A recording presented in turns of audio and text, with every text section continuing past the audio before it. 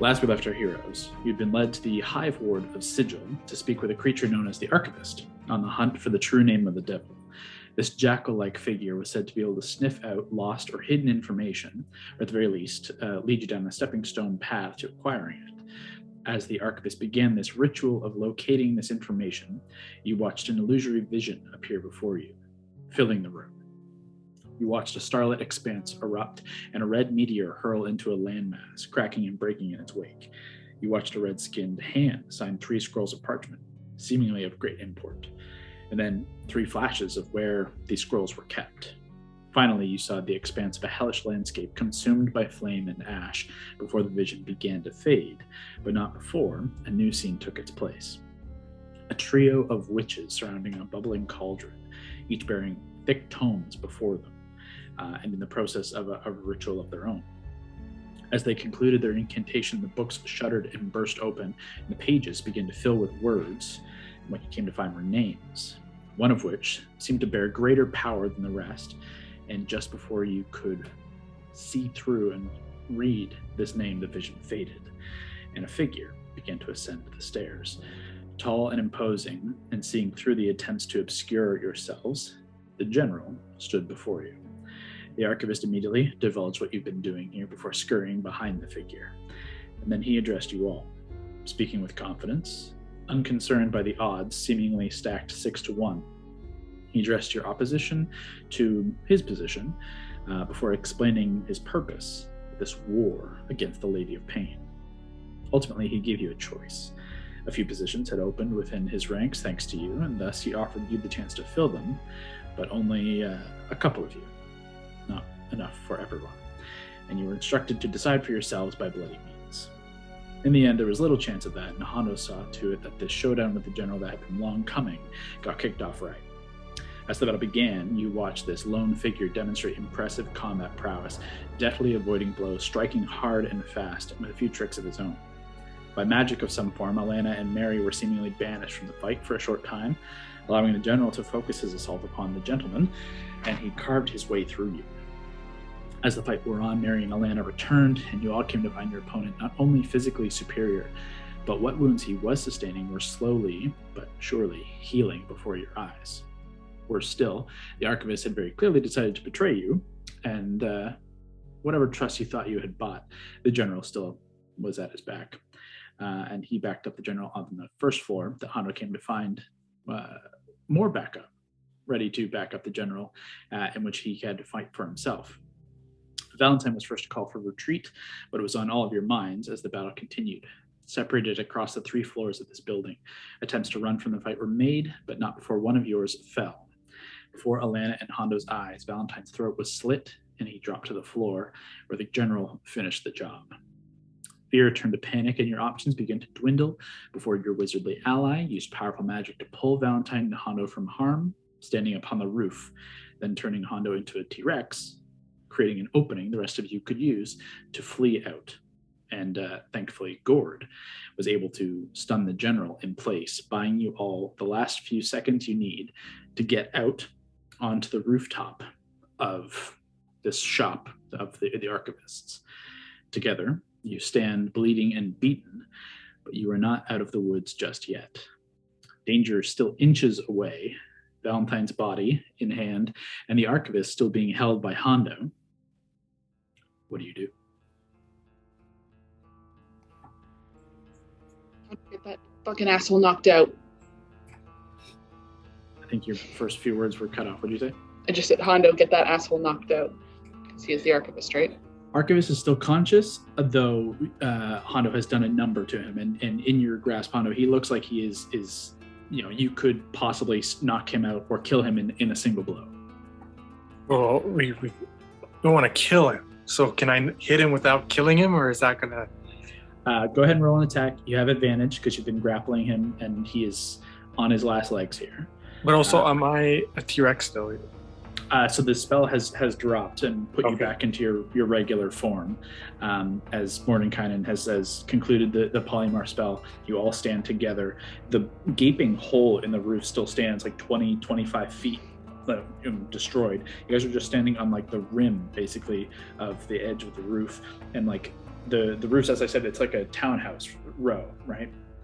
So the roof almost extends immediately to another building, and it's like a long row of homes that you could, in theory, run across the rooftops of for a short time before having to jump over alleys. But Hondo, go ahead and make an attack roll with Whisper at advantage. On a successful hit, you will assuredly knock him out. But there's always a chance that you miss and fuck this up. 15 plus Whisper is surely enough with your sneak 14, attack and everything, taking the butt of Whisper and just cracking the back of the head.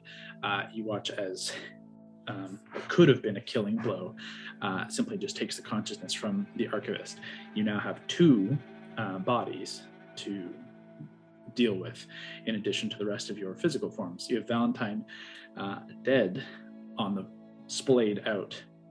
Currently no one is holding him, as Mordenkainen has basically bamfed up top, and his body is just laying still. Hondo, you now, we'll say, are clutching the unconscious form of the Archivist. As I said, the general has been stunned, and he was the only one on the upper floor, but there were 3 other figures in this fight, 3 other people who were creatures who were at the whim of the general, and you can hear them steadily rushing up the stairs from below. They are coming. However, you have a full round or so before they would make it up to this 3rd floor. So Hondo takes care of the Archivist. What's everybody else doing? Am I still paralyzed and struck with fear? Because I think last where I was on the floor in front of the general. You were, and then Mary dimension doored you to the roof. So give me a wisdom save. Okay. If I'm not mistaken. I think we got her up with Mira because I had a dimension door board. But yeah, eventually we got her up to the roof. I only rolled 11. Can I use Indomitable? Yes, you can. Okay. 18. Okay. With the general stunned and out of sight, you're able to kind of catch yourself. You've been kind of reliving those few moments of watching the general stand before you and then strike down Valentine. And now that scene is kind of evaded your mind, your direct vision, you are able to kind of shake yourself free, only sadly to realize that it is indeed reality, and you do see Valentine dead on the rooftop. But you are no longer frightened nor paralyzed. Okay. She's just gonna collapse. She's screaming. That's all she'd be doing right now. She's a mess. I'm not gonna act it out, but yeah, she's an absolute mess right now. Yeah, Brawley yells out and letting your rage fall into just anguish before Valentine. What is the plan with the rest of you? Mordenkainen will quickly turn and just say, we need to get moving somehow, fast. Is teleportation an option? We have the ability. Is it going to fucking work here? In truth, I don't know. It's not an exact art here, and it will be a challenge. We can certainly try. Where are we going to go to? Right now, we got to get somewhere safe, and I don't know that we can get anywhere fast enough that we can do this the quick way, so it might be the long way. Brock, did you pick up True Polymorph? Is that something you still have access to? I do. Do you have a way to be something real fucking big so we can get out of here fast? Ideally something that flies. Giant eagle. You could be bigger than a giant eagle with True Polymorph. How about a rock? You could go, well, it has to be something you've seen. But you could easily go adult dragon. True Polymorph gets you pretty big. CR equal to your level, CR 17, will get you, hold please, basically any adult dragon. Any other creatures? Let's see. You can go Death Knight. You could go Dragon Turtle. You could go basically a giant purple worm, a Garistro. You could go. That's it for 17. But in terms of the request here for like flight and big, you guys could all pile onto an adult-sized dragon. You guys could all pile on and hold on, and an adult dragon could carry the number of you. I could take the bodies on the magic carpet. We don't have time to get that out. We got to get moving now. I think we've established that getting the carpet out of the bag of holding takes like It's going to be a minimum multiple rounds. 2 rounds. Basically, like if you think of like calling on the carpet and then pull, and you get about half. Second round would be pull again, and you would get it out, and then kind of kick it off. It might actually be 3 rounds now that I think about it. Dang. To go from 0 to like active. And it's also not very fast. Okay. It's not bad. It's Well, flying. It's 40 feet, I think. first I'm going to do is I'm going to hide Valentine's body with the Archivist. So I put the Archivist body on top of his. Okay. Maybe a dragon will look like this.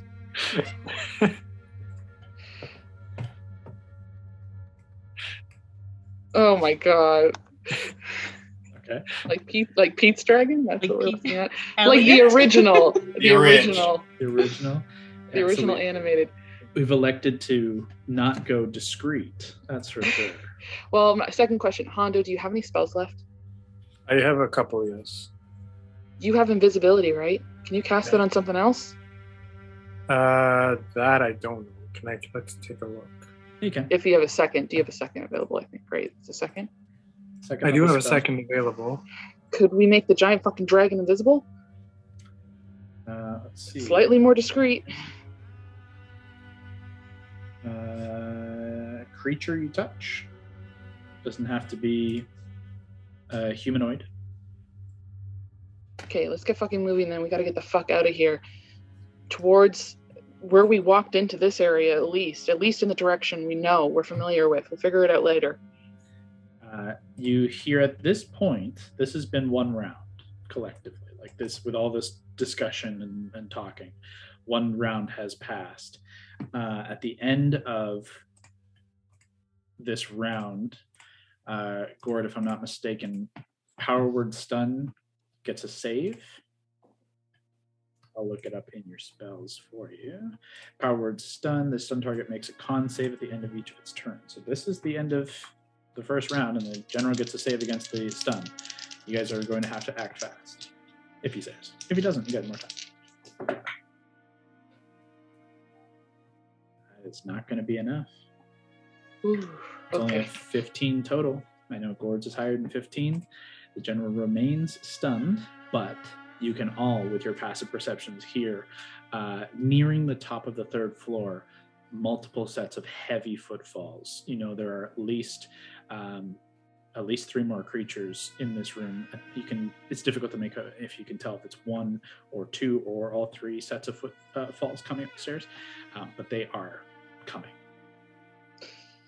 Okay, Gord, if you're good with it, let's get fucking moving. Let's do it. Okay.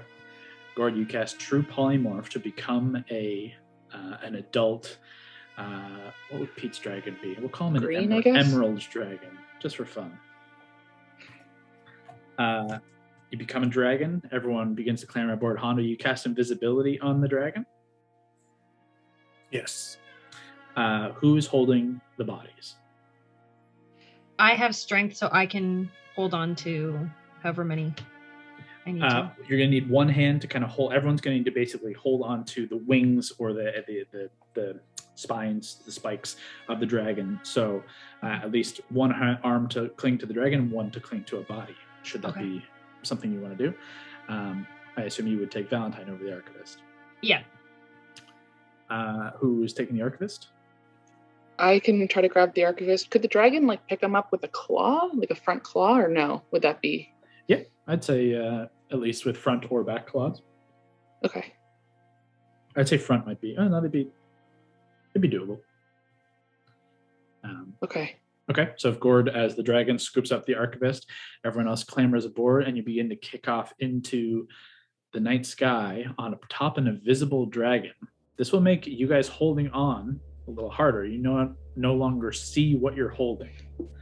So if things get rocky, you're going to have disadvantage on any dex or strength saves. But it means that you're not going to call attention from fucking everybody. This is a lot stealthier.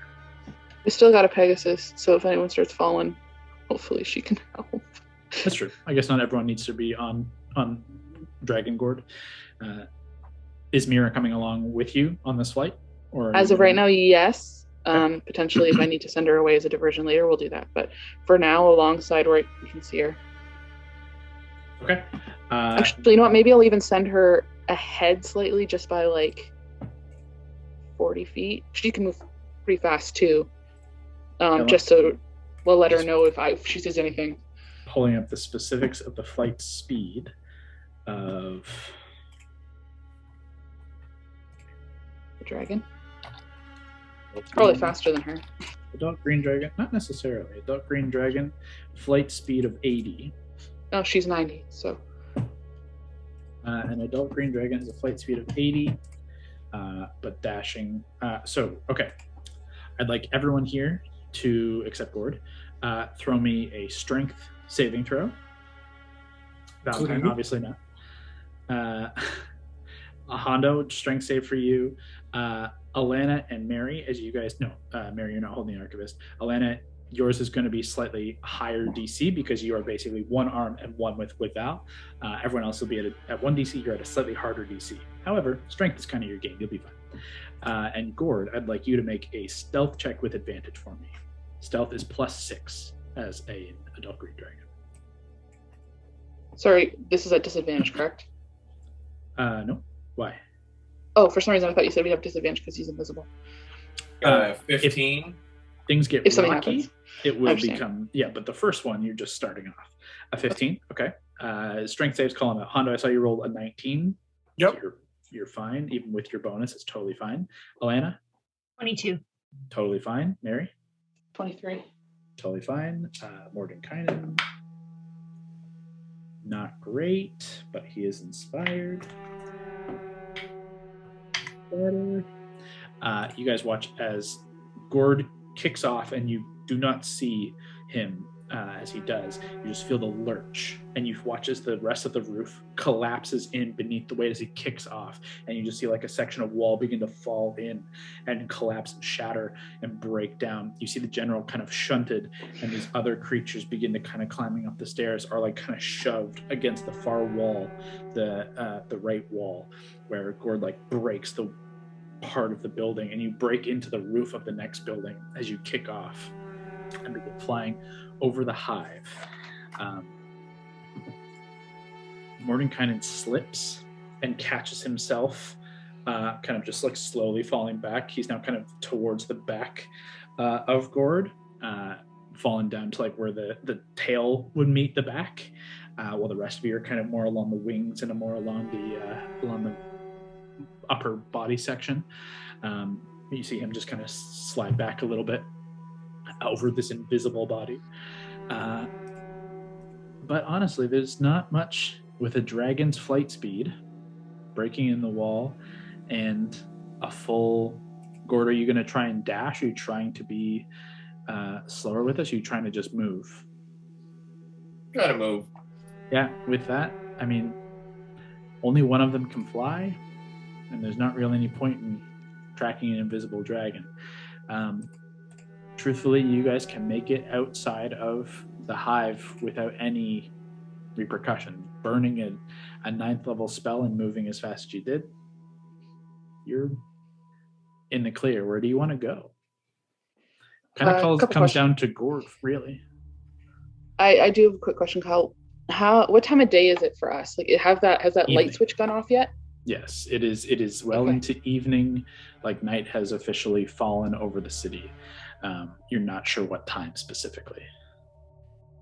And how long did it take us to fly to where we are right now?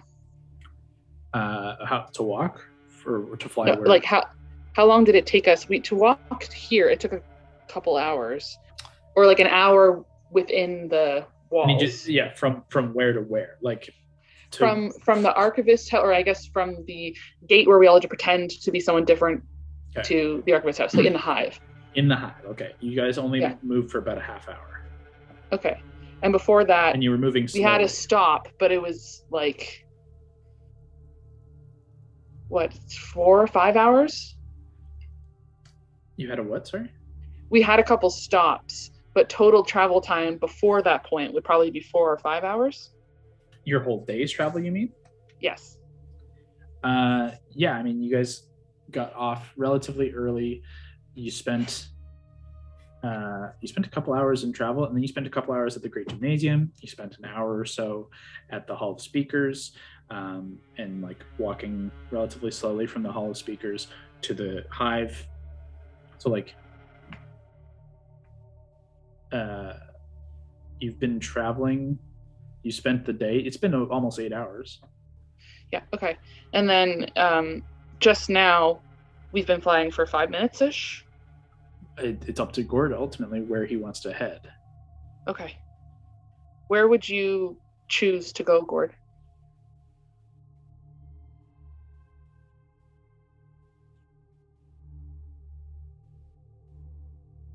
You could also, in theory, there was just a refresher for you guys. You guys had briefly talked about, or at least know that you have a place of safety in the market ward, at Vidane's at Second Chances.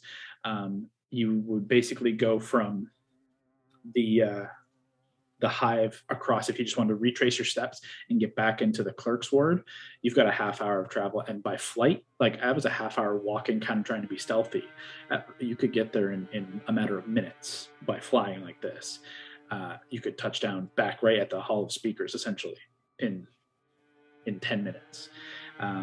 Or you could go basically anywhere. You've got True Polymorph has an hour-long concentration, and after which point Gord needs to drop it at like 59, otherwise he's a dragon forever. Oh, that's how that works. Great. At least until dispelled. Yeah, Mordecai could help with that. Okay. Where we came from, right? That's probably the best place to go. Second Chances? Yeah, someone there's got to be able to help. We look like shit, and we need to just sit for a minute. We need resources and people who know people, and Vidane knows people, so... can you remind us... Yeah. I'm sure there's places near Second Chances where there's like... I guess we don't want a rooftop. We don't want Gord to destroy anything. He can touch down gently. Okay. And end it, and we all go follow right at the end. This is one element difficult of like, I see what I'm putting before you, but I don't always say everything I put before you. In the Hive, the buildings are more wood, timber, like classic, wood structures. There is some stone elements and like the foundations, and some lower walls are stone, but like roofs and everything are for the most part wood and thatch even. In the market ward, things are primarily stone, like the structures. So in theory, the market ward, if Gord was to land gently on top of it, wouldn't immediately collapse a whole building. He would very likely be able to set down. You guys could disembark. He could turn back into himself in relative safety. The big thing is you are going to have to touch down, on a high point, like on a rooftop somewhere, or in an like a larger open space, like the kind of rock garden of the Clerk's Ward, because a giant dragon is going to need a lot of space to land. So either rooftop or open space, and there's very few open spaces in all of Sigil. It's very tight. So keep that in mind. But Gord, where would your intent be? It seems you can hear, obviously, and you can still speak as a dragon. You just speak deeper. But Mary and Alana are so far kind of suggesting Second Chances as the go-to. What do you think? What do you start doing? I'll go there. Okay. Let's see. You can dash a number of times equal to 3 plus your Constitution modifier. You can dash 8 times before you start to grow weary. That would be more than enough to get you an immediate long burst outside of the Hive, outside of danger from the Archivist's location in the general. Invisibly, the rest of you are able to kind of hold, and you make your way across the city. Gord, go ahead and make a survival check. Just roll d20 and add 2.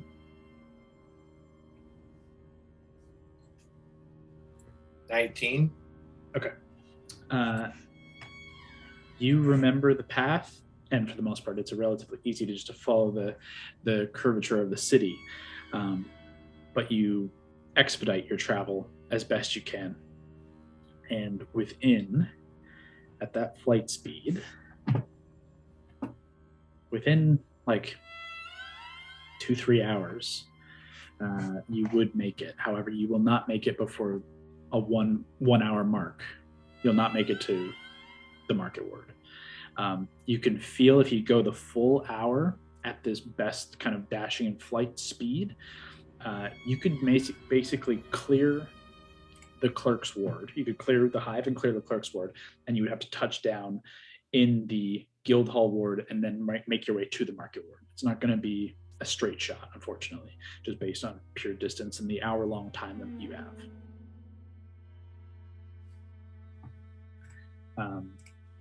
With your 19 survival, though, feeling your magic begin to slowly fade, you are able to kind of pick out a large, almost castle-like structure.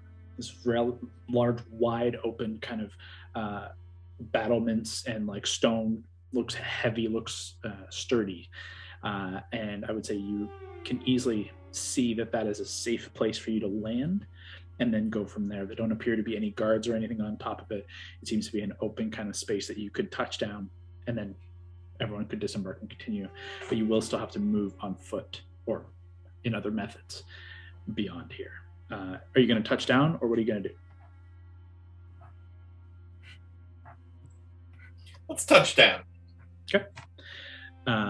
You guys all begin to feel the dragon slowly lower beneath you. And you can tell you're not close to the market ward, but you've been moving fast. You've been able to hold on. Gord's not been doing anything crazy. And Gord, you do touch down, and everyone, you feel touch down atop this roof, this kind of stone structure. It doesn't remind you of anything. It's not anything you've encountered thus far. But you can tell, just based on your flight over top, that you have cleared through the clerk's ward and are a little ways into the guild hall ward. You have at least another hour or two to get back to second chances. So what's the plan now? Okay. We have a carpet, but we got... what's his face still unconscious?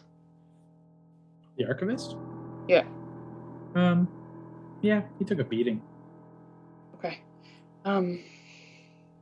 If we can get the carpet out, tie that bastard up, Hondo, just to make sure, and if you or Alana or someone wants to take them on the carpet, either the rest of us can walk or book it, or just, we need to get Val somewhere safe. The rest of us can get there in time, but... I'll take the bodies, yes. I'll get the carpet. Archivist is tied up. Let's do this. Mordenkainen looks to you all and says, I cannot quite do such an impressive feat as Master Gord here did, but I can turn a couple of us, or at least myself, into another creature as well to expedite our travel if need be. That could work. Something incognito, perhaps, just a couple of ravens. That'd work great. You think you can bring him back to life as well? That is not exactly in my purview, unfortunately. We'll figure it out. I know there are people in the city who certainly could. There are, of course, there are clerics and priests, but I just don't know those connections. It's been a long time for any that I did.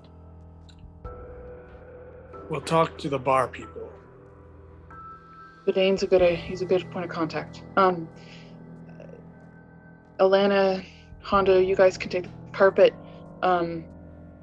Gord, you're used to being a bird from your past days. If Mordenkainen can get both of you guys, I can take Mira. She's not subtle, but she can keep us moving. Okay. You guys watch as Mordenkainen just kind of steps away for a minute, and he begins kind of mumbling under his breath, casting. You recognize the signs of casting a spell. However, you watch as in between his two hands, as they're kind of clutched apart, you watch this small silver kind of light begin spin super fast, and you can see this little bead begin to kind of form, about like a marble, and it kind of solidifies with this kind of flare of light, and he grabs it from air, and he turns and hands it to you, Gord, and says, just a condensed polymorph. You can use that on yourself and be whatever you want to be, but you should probably get moving. And he just turns into a kind of a silver raven and begins to take off. So Hondo with the Archivist and Valentine and Alana on the carpet, Mary on Mira, Gord with the polymorph, and Mordenkainen with the other polymorph. Go ahead, Hondo. For extra security, I put the Archivist first, and then I put Val's body on top of it. Just crisscrossing the unconscious and the dead. I don't know why. I find that funny, but at least you put Valentine on top this time. I mean, yeah. For extra security, of course, the Archivist and Valentine are held in place as Hondo piloting and Alana just kind of sat on the back between this crisscrossing of figures. You guys begin to make your way above the rooftops, continuing down this path once more. Let's see.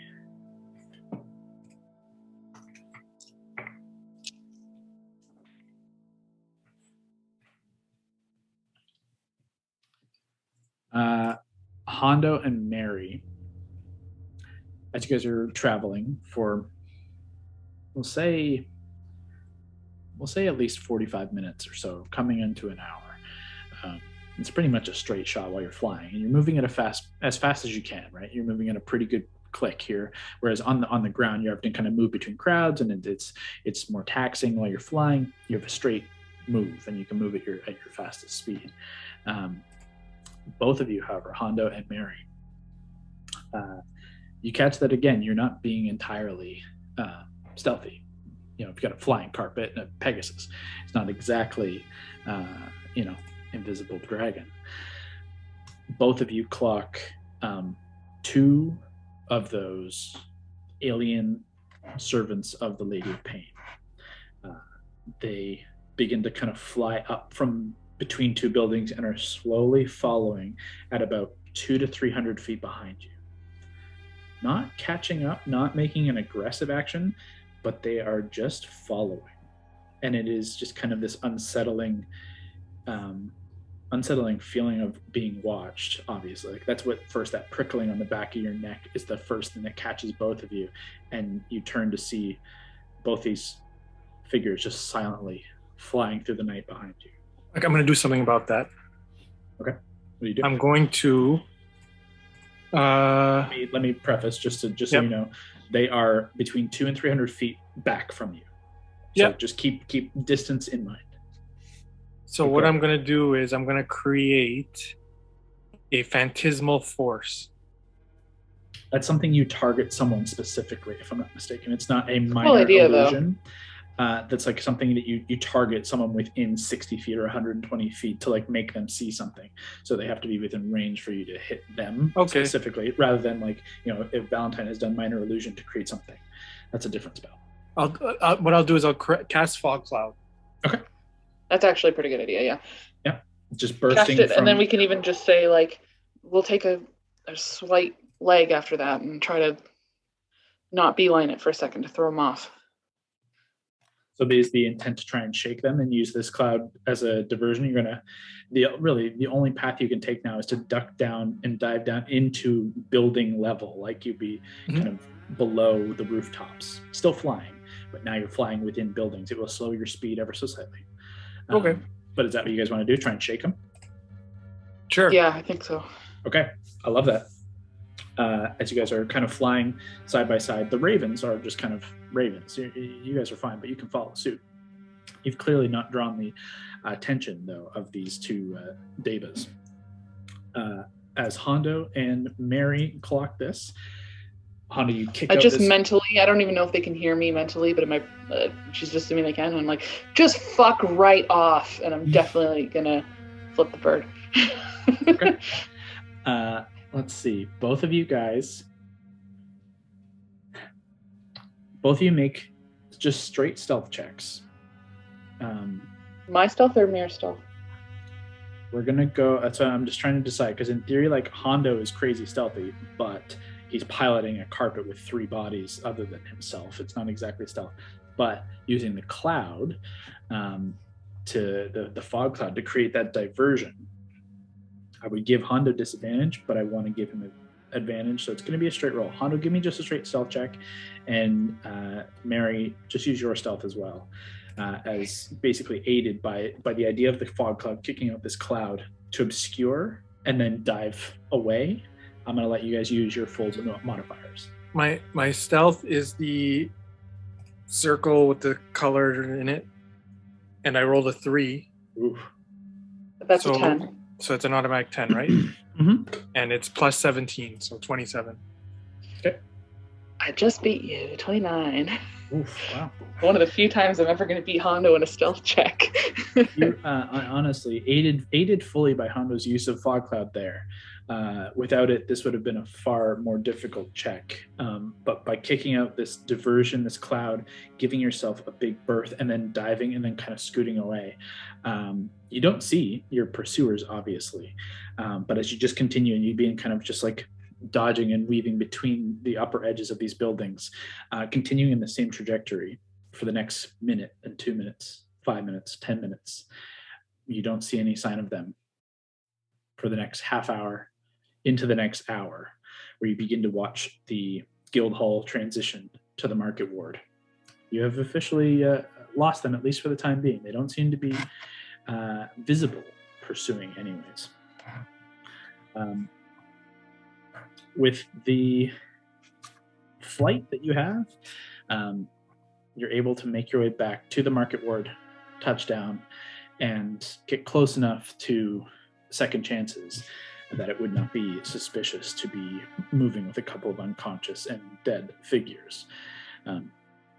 Touching down kind of right in the back alley of second chances, where Hondo had once kind of met with Horus. You guys are back at second chances. What's the plan? So unload the bodies into the bar, and well, first, I guess, is anyone in here? In the bar? Well, like, we need, or not everyone. We need help. We need help. Okay, calling out for help. Yeah. As you touch down and begin kind of kicking in the back door, calling out for help, within seconds you hear and watch as the big, large minotaur form of a Dane charges around back, kind of skidding around, like busting into the edge and cracking the edge of the back door frame with his massive frame. And he bends down.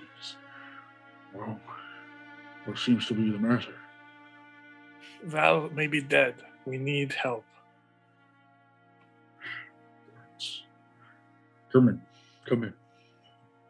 And it begins kind of ushering you in, not taking you into the main room, but kind of back into, immediately in through the back door and into the left, kind of in this half storage room, half office. You can see there are kegs along the one wall, and there are just like sacks of grains and rice and things like that for cooking. They're kind of stacked off to the one side, and there's kind of this like makeshift desk out of large crates, with like a tabletop kind of laid across almost like a counter that is just kind of like a bunch of assorted materials and coin and papers and things atop it.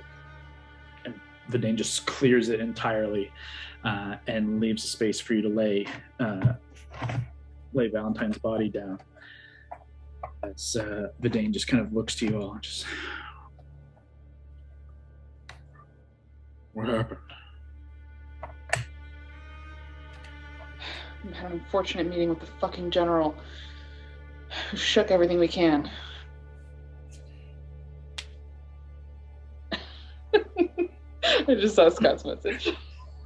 Yeah, we've just abandoned fake names, Marty guys, put it's up fine. a good fight, but he didn't make it. Do you know anyone who can? It's gonna take a lot, I know, but do you know anyone who can bring him back? Haven't had Hold. need for bringing anyone back for a long time. The only one I know was Doc Smith, really. I don't remember Doc. I haven't seen him since. His order is holy, right? Yeah, well, I know they're the godsmen. They would be certainly holy. Perhaps not every a particular deity, but in truth, I'm not sure if anyone could fix this, but he would be who I'll go to. You think you could get him here? If I'm not mistaken, I saw him and a partner and his steel friend coming through the market not too long ago. He checked in looking for y'all, but y'all weren't here. We shared a moment. He just made his way through the market not 10, 15 minutes ago. Okay, are Gordon Mordenkainen still Ravens? No, they would have They would have back dropped themselves as well. Okay.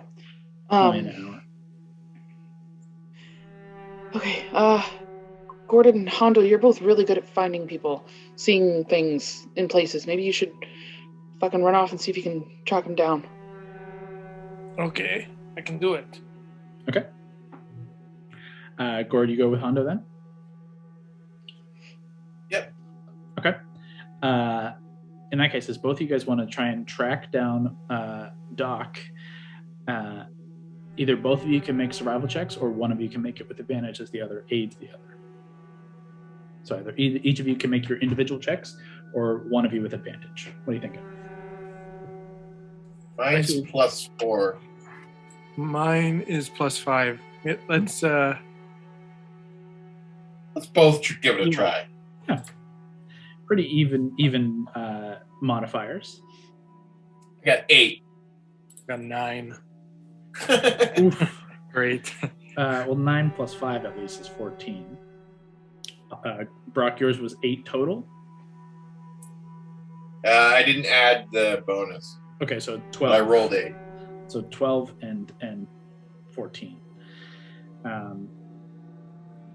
You guys begin making your way through the market and are just kind of frantically making your way fast. You know at the very least that Doc has like 15 minutes on you, so you guys are moving fast for the first little moment here as you're rushing through the through the market area, and it's not super busy. It's gotten into this evening element where there's still activity, and torches are being lit, and lanterns are being lit along the sides of the street. So you're moving fast, and at the beginning here, you're not confident that you've found a trail, and after about 10 minutes of rushing, Hondo, you do spot not Doc or anything resembling Doc, but in there's kind of a stretch of muddy earth and possibly manure or dung of some kind. You can see two like cartwheels, tracks, and two paw prints in them. You can see the signs of the steel defender having pulled a cart this direction.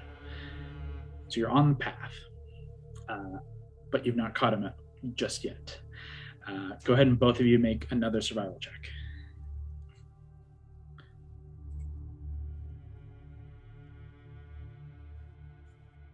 8.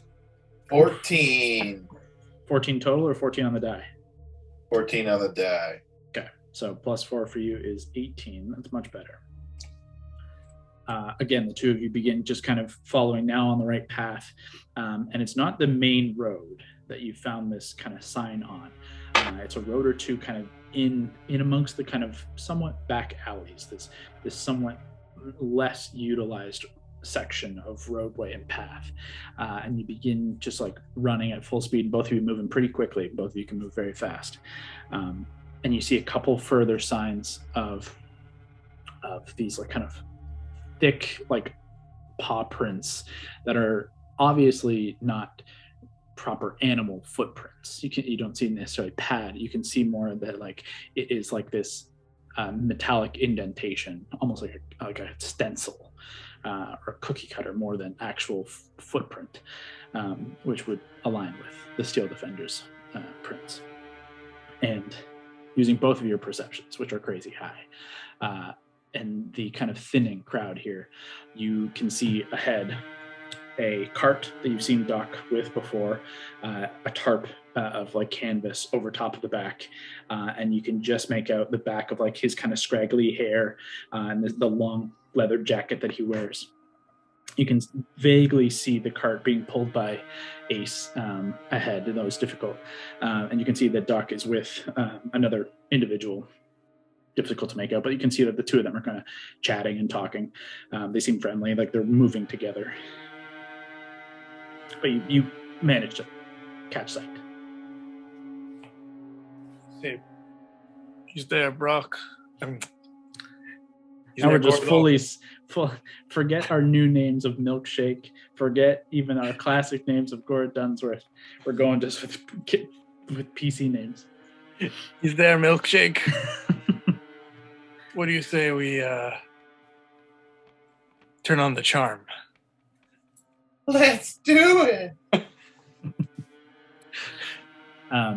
You guys are able to catch up to them. They're not moving at a fast pace. You can see they're moving, at a pretty casual pace as Ace is pulling along this cart. But as you guys rush up, you watch as both figures kind of turn and kind of a little defensively stand before Doc immediately recognizes you, and you watch that like a flash of like, I'm ready for a fight.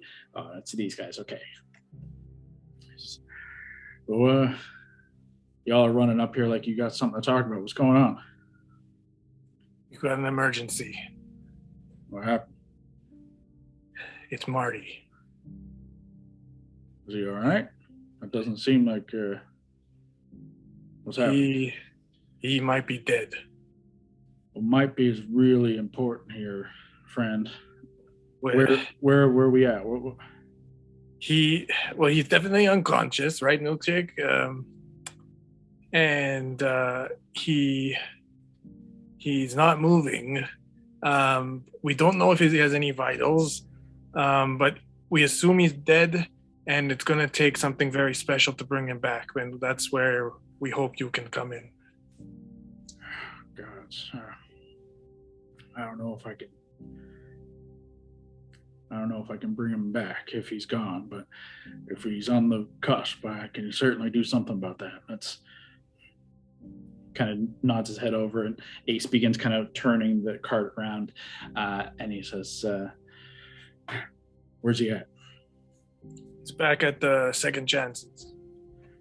All right, well, let's move, everybody. Let's lead the way. As you guys begin leading Doc along back to Second Chances, it'll be about a half hour, 40 minutes or so before they're able to get there. In that time, Alana and Mary and Mordenkainen and Vidane remain. It's up to you guys what you guys do, but Vidane will remain with Valentine, and Mordenkainen will conjure up a set of shackles and chains and begin kind of ensuring the Archivist isn't going anywhere. What do you guys do? doing, Allie? Yeah, is there anything you guys want to do, or do you just want to wait till they get back? Yeah, I can always help Mordenkainen with any of the bondage or anything like that. But she'll probably be going back and forth, lingering between Val and helping out. Yeah, it's you watch it within maybe the first 5 minutes of you guys being back there and Hondo and Gord rushing off. The Archivist begins to come to, but the two of you have no problem in maintaining these shackles and chains. He's fully bound, and Mordenkainen has done it in a way that his hands are visible, so there's no kind of funny business with somatic components. And the chains are kind of wrapped beneath to kind of intertwine some of the fingers and the thumbs to ensure that he can't quite get full leverage there. Still, not bound, gagged or anything like that, but Mordenkainen just kind of stands over him and looks to you and just puts like kind of a reassuring hand to your shoulder, Alana, and just not really saying anything, just giving like reassuring kind of nods and pats, but maintaining his full focus on the Archivist. Mary, is there anything you want to do? Pacing. I'll have Mira up on a rooftop. Actually, would there be a spot that I could put her where she has a good view of this building to see anyone trying to come in and out or around the back or? Mm-hmm. There's a building basically directly across. There's a kind of like this steps and bridge over top, basically connected to this building that has a pretty high vantage point, and kind of like the classic kind of castle battlements that provided its. There's nobody up there at the time. She could easily have a good position to kind of watch over. Okay. So I direct her to go there and to notify me if anything sketchy, anyone coming in a hurry. Sure. And Crimson Coin. Okay, go ahead and make a stealth check for her. Yeah, she's gonna need to be. Yeah, this is gonna be a pretty obvious She rolled Pegasus. good. Okay. She rolled a 17 on the dice, and her dexterity is 2, so 19. Okay. Utilizing the speed of the Pegasus, before anyone really has a good chance to get a good glimpse of what the fuck that blur of white was, she finds herself kind of positioned up top and does not alert you telepathically that there's somebody up there that she has to defeat, and is able to just kind of send sentinel over the next half hour, 40 minutes as you guys are waiting. Unless there's anything else between the crew of you at second chances, it is a long 30-40 minutes that you're waiting in more or less silence.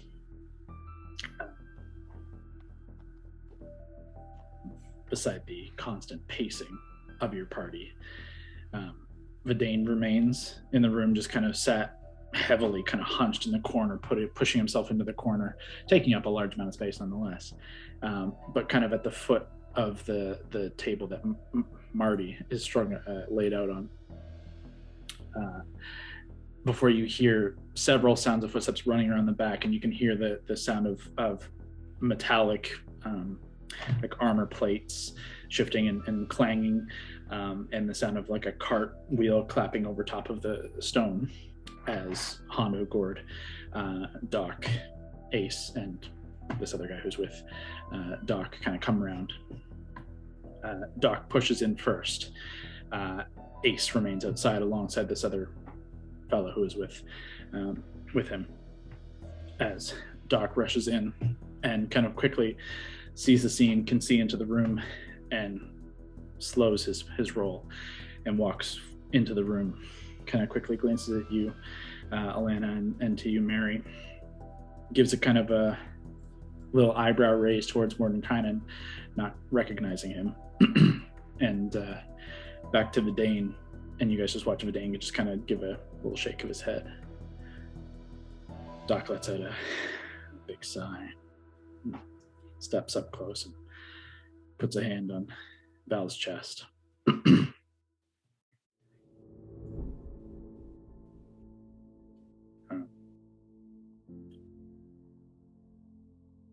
I'm sorry. If he was... I don't know that there's much we can do for... Not that I won't. Not that I wouldn't. It's been a long while since being able to come back from the dead has been a magic allowed within this city. About half my life anyways. It used to be a thing us godsmen were proud to do for those in need, those worthy. In truth, it's one of the few restrictions the lady has placed upon this city that I kind of scratch my head over a little bit, if I'm honest. Not allowed in frowned upon or not fucking possible. We have the diamonds. We've seen it before. I know. Do you know anyone who can do it if you can't? It's not that I can't. It's that the magic won't come. For whatever purpose she has. Perhaps keeping certain souls away. Or just trying to, some form of fucking crowd control and population control. I don't hazard a guess, if I'm honest. But I could pump him full of all healing magic I got. I could create anything that could bring anyone back, anywhere but here. I'm sorry. Okay, so we need to get home. Or we need to go to the lady. It's a big jump, friend, but you need a big favor, I suppose. We already need a big fucking favor. We need him. We need him. We can't do this without him. There's no way. What happened? Was this Crimson Coin again? The general. Yeah. You went face to face. Not intentionally. Yeah. Oh. I suppose it was inevitable. Y'all come in here with a full piss and vinegar. It was only going to be a matter of time. I'm just sorry it's ended this way. Well, I shouldn't say ended. I'm sure your fight's not done yet.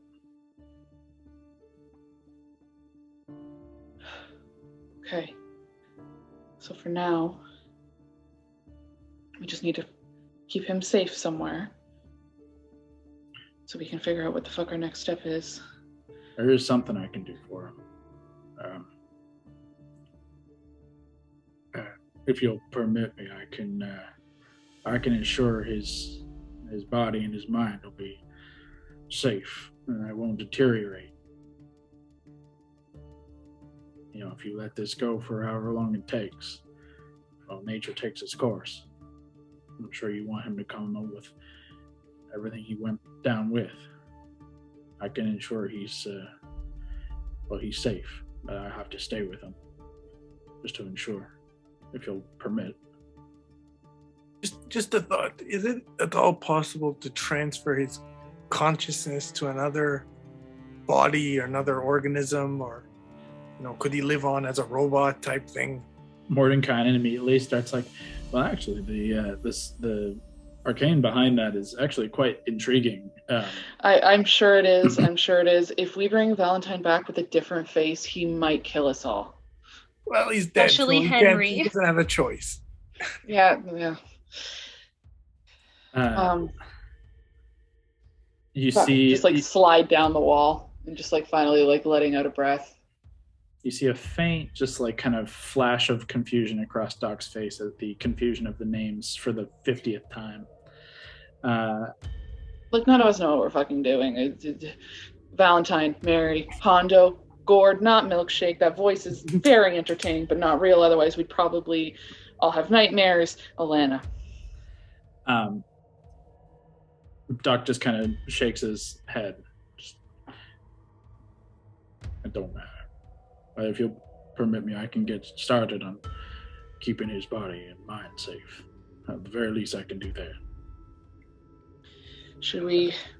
the room upstairs? Is that the best? Dane, we don't need to... Oh, of course. Marty, Valentine, whatever his name may be. Y'all paid for that room for a number of nights, and in truth, that place is yours as long as you need it. I know you're good people, trying to do the right thing. Caught between a rock and a hard place. This ain't right. Hopefully, that's the least I can do to offer you a place to stay and keep him safe. I Raleigh know Marty just would appreciate sobs. it. Raleigh just sobs and runs and gives Vidane this like biggest hug around his leg because that's all she can reach. He just kind of curls around and just gives you a big pat, this massive mitt.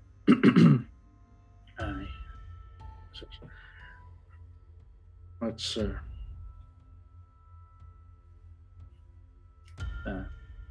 Doc actually says, I can get started here and now, and we can move him in a minute. It won't take but a moment for me to attach this. And you watch as he pulls like a thing, he has like a satchel beneath the leather jacket, and you see this kind of metallic, like I guess octagon, and he kind of places it, clears off Val's chest and clears the pieces of cloth and cloak away, keeping the warden on, but places right in the middle of the chest. And you watch as it kind of clicks and kind of begins to kind of spin and rotate a little bit. 8 kind of spider-like legs kind of just begin to slowly kind of make their way out in these kind of like clockwork mechanical legs. You can see 2 copper kind of plates at the end of each leg, 2 reach up and cover over the eyes, 2 extend down to the hands and boots, and 2 on either side of the chest. And you watch it, they all kind of rise up over him by a couple of inches, and there's this thin kind of layer of misty film kind of across the body that's kind of sprayed. This faint kind of there's certainly a magical aura to it, but over the next like minute, you watch as it kind of begin to kind of just encase Valentine in just this very thin layer, and as he kind of finishes, Doc, or Vidane, I should say, as he finishes, Doc takes the device back, and Vidane begins to kind of move Val's body up into the room to make his way upstairs. As Doc kind of looks to you all and says, "Look, I'd like to stay and just maintain this protection over him, if y'all wouldn't mind. I know y'all got a lot to handle. I'm sure y'all are looking for a little bit of vengeance of some kind. At the very least, I'm sure some is coming your way hot and fast. The general ain't gonna take y'all walking away lightly." Yeah, we thank you. Of course, as Vidane said, y'all are good people. I knew that the moment I first met you. Y'all intervened in something you didn't have to. Marty leading that. This is my point to do my part for him. But honestly, I don't think, I don't want to send you with one less in your ranks. I can't fight alongside you, but I got a friend, a partner of mine, one of the godsmen, one of the he's come to us a couple of years anyways. He's a good man. He's a fighter himself. If y'all are open to the idea anyways, I could tell him you're in need, and he's sure as hell like a piece of the general himself, I'm sure.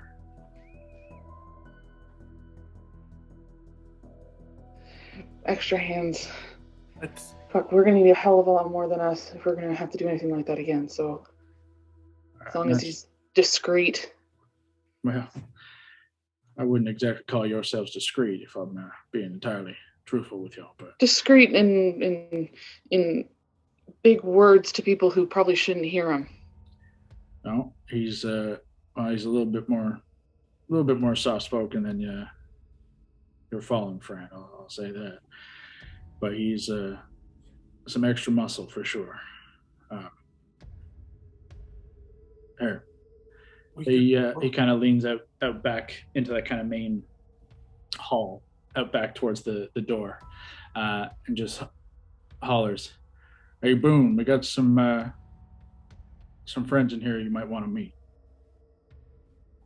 You guys watch as a minute passes, a couple seconds pass, and a figure steps through the door, this rather muscular looking tiefling. As Scott, would you like to describe Boone Vedette for us? Sure. So you see this God. tiefling walk in. He's got black skin. He's got small pointed horns. He's wearing this long black overcoat. Boone is probably the tallest tiefling you've ever seen. He's got this imposing frame, broad shoulders, this jaw that juts out, and his face is flicked with scars which cut through like white-haired stubble. He's got black hair. He's wearing a long black overcoat. As I mentioned, it's like your classic like duster. And beneath it, you can see worn and chipped-looking metal of plate armor, once black, but it's now just scarred, dented, and chipped. He's got this gray bandana around his neck, just kind of like hanging loose and low, and yellow eyes, kind of like a bird of prey. Despite the long cloak, you can see that one of the arms isn't filled. He's missing an arm, and the sleeve coat just kind of dangles. And he's carrying this long black glaive. It looks like this double-sided scythe, except those blades of the scythe jut upwards, and those are jade. On the shaft for the weapon, as he kind of just like walks in and just like sets it down with his one arm. It looks very heavy, and it kind of like ripples as if it's got like this inky texture on top of it. Hey, Boone. Being honest, y'all might need to introduce yourselves because I've lost track of who the fuck y'all are again. What names you want to be using. But look, these are good people. These are friends of mine I've made in a short time in the city. One of theirs went down fighting the general. I figured you've been working a long time with us and working on that anger inside of you, but perhaps it's time you put it to good use. Sorry about your friend. Yeah. Couldn't help overhearing. Y'all might be looking for vengeance. we need an army. Well, if you're looking for vengeance against the coin, against the general, so am I. This could work. You the smart one? Fucking more.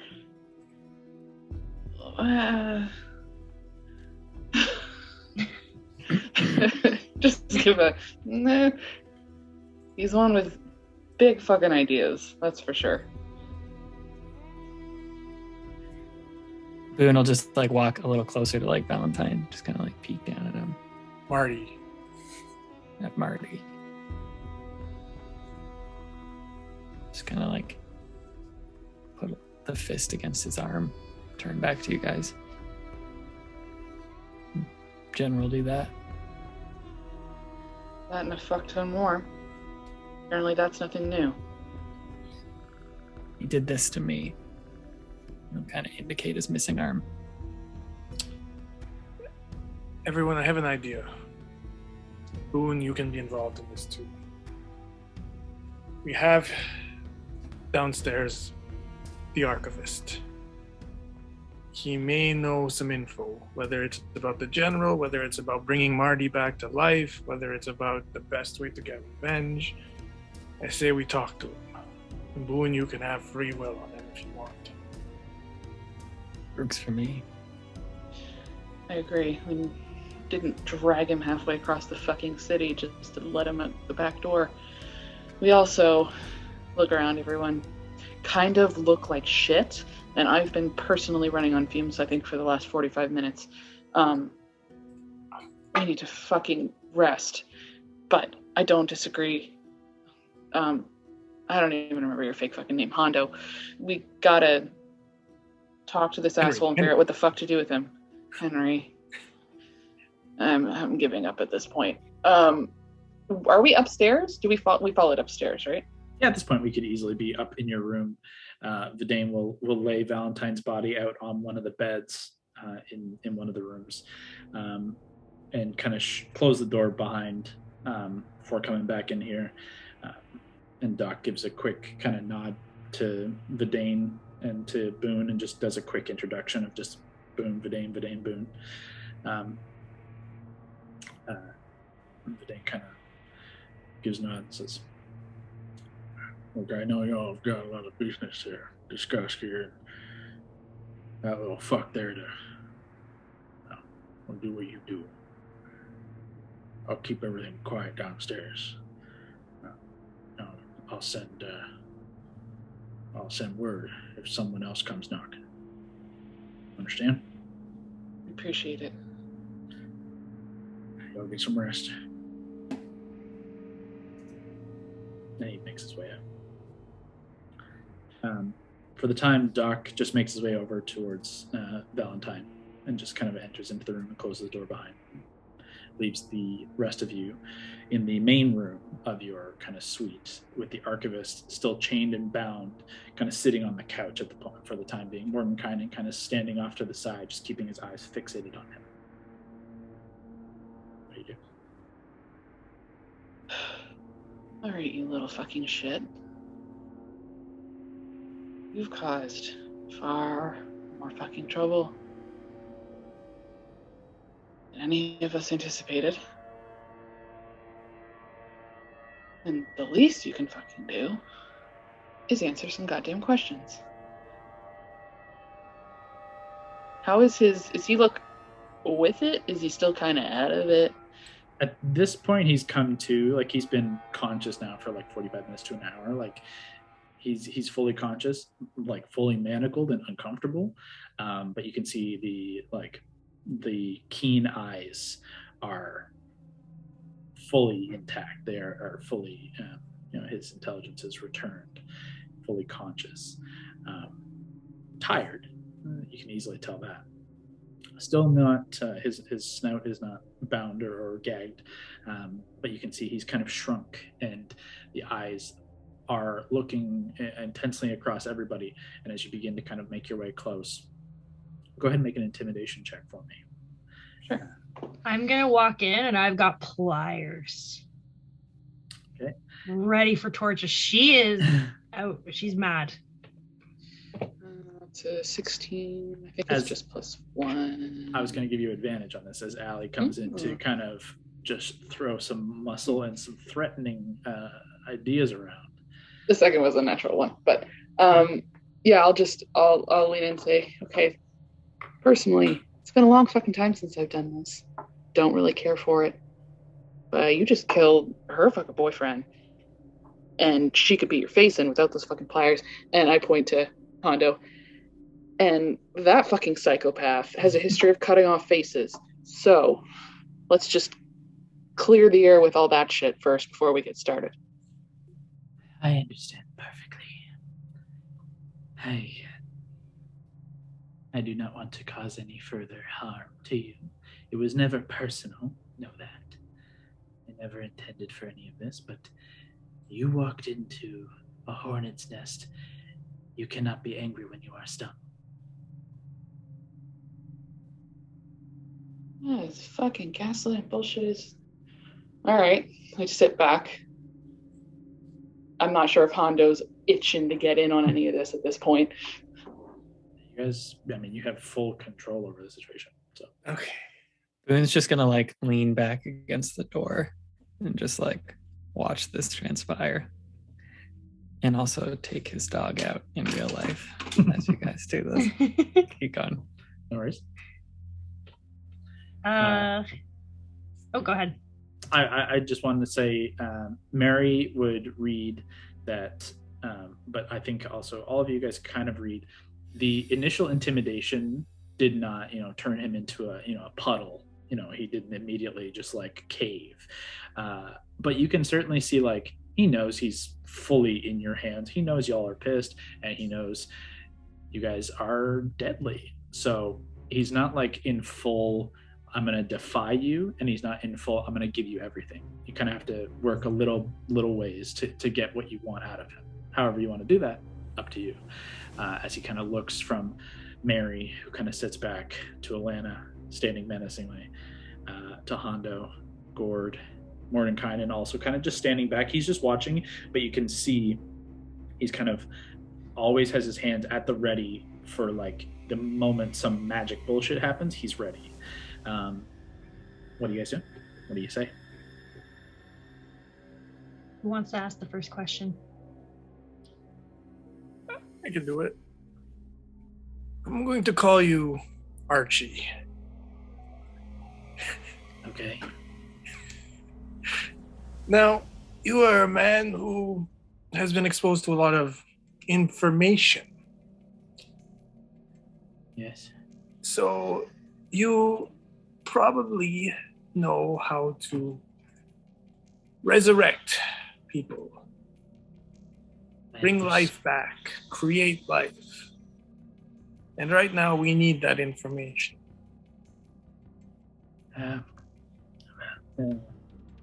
The information is not going to suit you quite as well.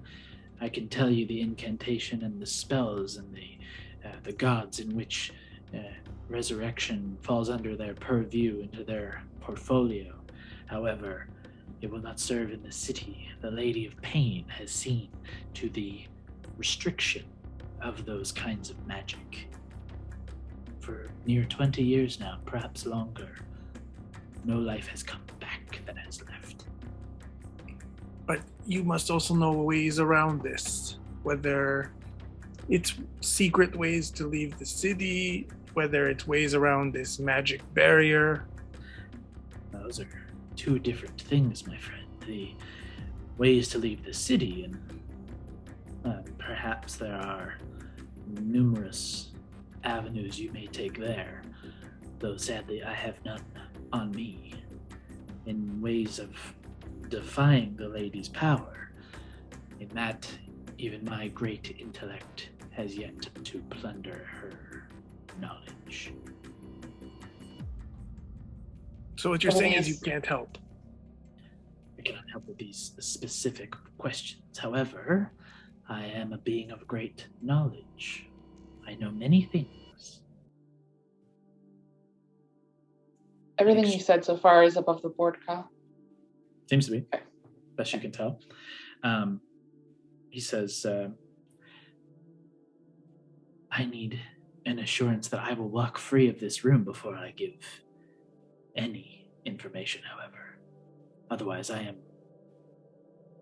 a locked book.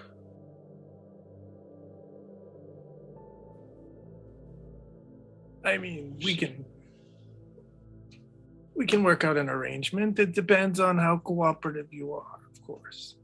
You can leave the room. We can't necessarily say what specific state your body will be in when you leave the room. Breathing, perhaps, is something we can agree to. His kind of like eyes just kind of flick around all of you. You can see there's certainly a sense of fear, but he's not kind of backing down and falling apart just yet.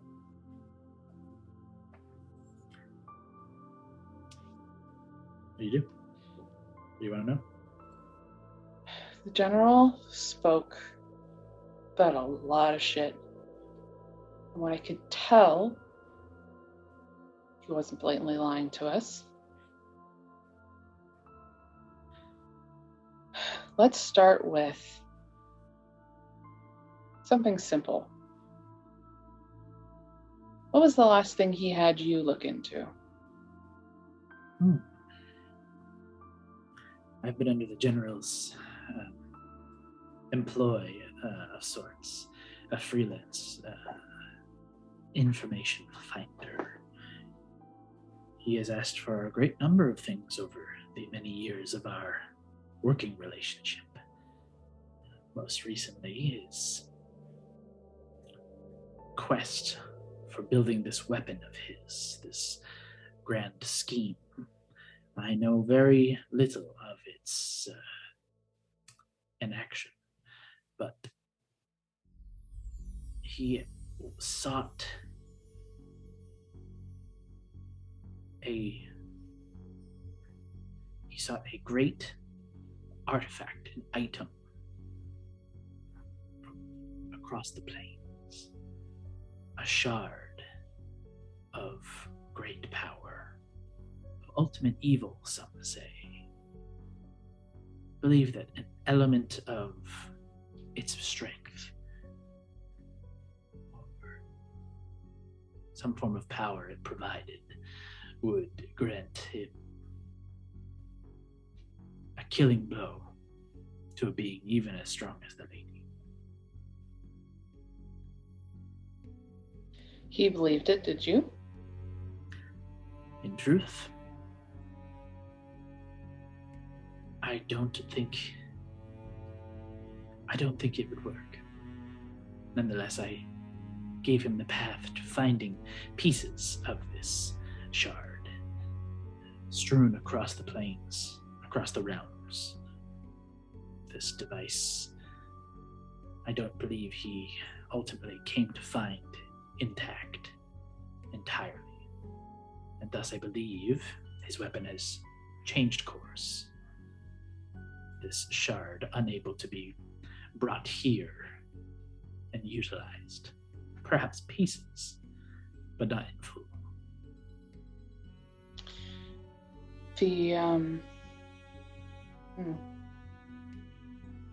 So he has the same problems many others in this city have as well, in terms of coming and going as he pleases. He's not...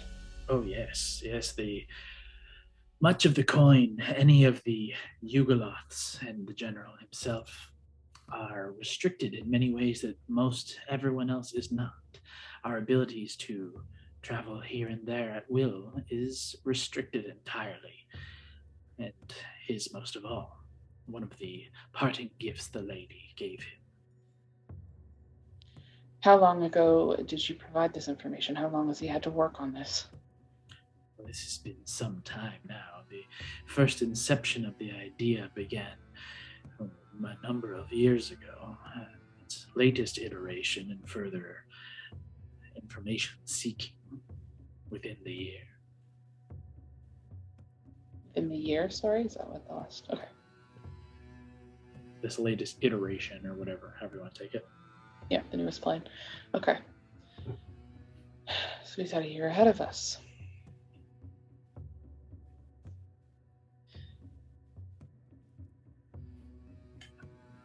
I'm thinking on my ass. So if anyone else has any other questions, feel free to jump in. Hypothetically speaking, if we were to offer something to the lady to not automatically gain our favor with her, but at least have a chance, what, other than the general's head or anything like that, could we offer her? That is a tall order. I don't think most anyone goes to the lady with an offer. They simply do as she asks and give whatever she wants.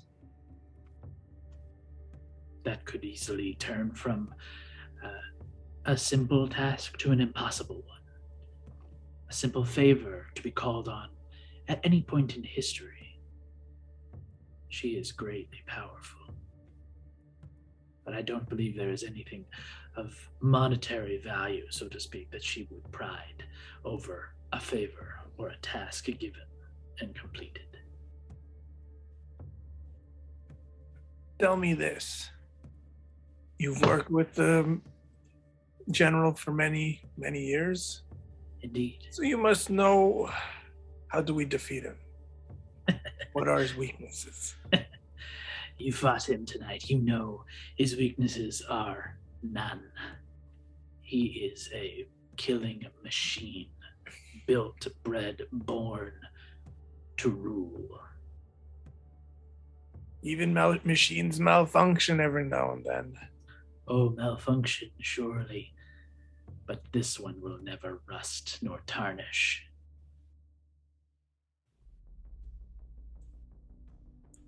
Everyone has a weakness, even if it's not a physical one. Something they want, something they think. There's always a way in. Perhaps his never-ending war against the lady surely guides most of his beliefs and thinking, his actions, of course. But I don't know how you would wish to exploit this. You are caught squarely within that war. He relies heavily upon his nigh invulnerability, surely, as anyone would. If there is anything to be learned, that must be overcome, should you wish to stand any chance of not repeating a task like tonight. Can you remind me, Kyle, when we were fighting him, it was just like a pure regeneration at the end of the round, right? It's not like he was immune to certain damage or, other than probably non-magical weapon, but we never got a chance to use that. There are plenty of types of things that you didn't use against him, certain elemental things that you didn't use that you would not be surprised to find him resistant or immune to, but you're not entirely sure of, what kinds.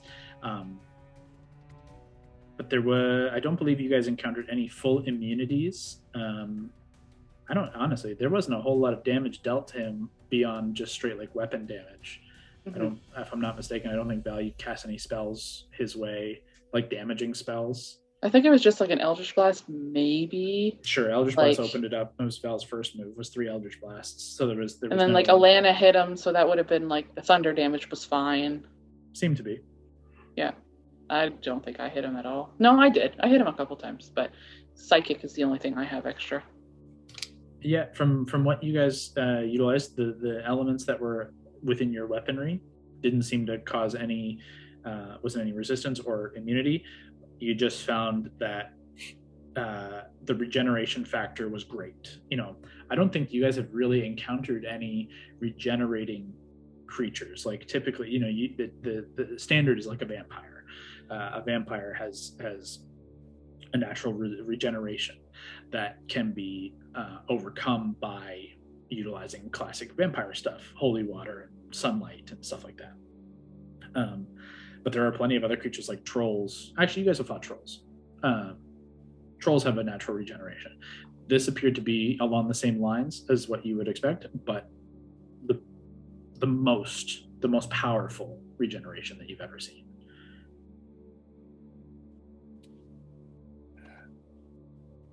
So far, you've given us pretty much nothing. I beg to differ, if I'm being entirely honest, but clearly I have very little of a position of bargaining here. I understand, of course, but you have to ask for something I can give.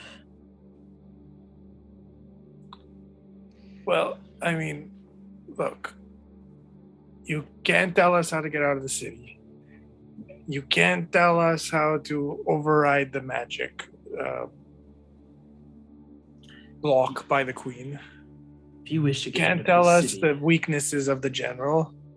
He has none. There is no way to override the lady. And of course, if you wish to get out of the city, you simply need the key to a door on its way out. I don't possess one. If you find someone who does, that's your path. Those are heavily guarded, however, and I will also caution you, the lady controls the usage of these keys and doors, as she sees everything within this city. If she doesn't want you to leave, it doesn't matter if you have a key or a door. So let me ask you this. You say the general has no weaknesses. What about the lady? If the general has no weaknesses, she certainly does not. She is unknown even to me, and I know a great deal. Her true purpose, her true power, untold. In truth, I think only each other could bring down the other.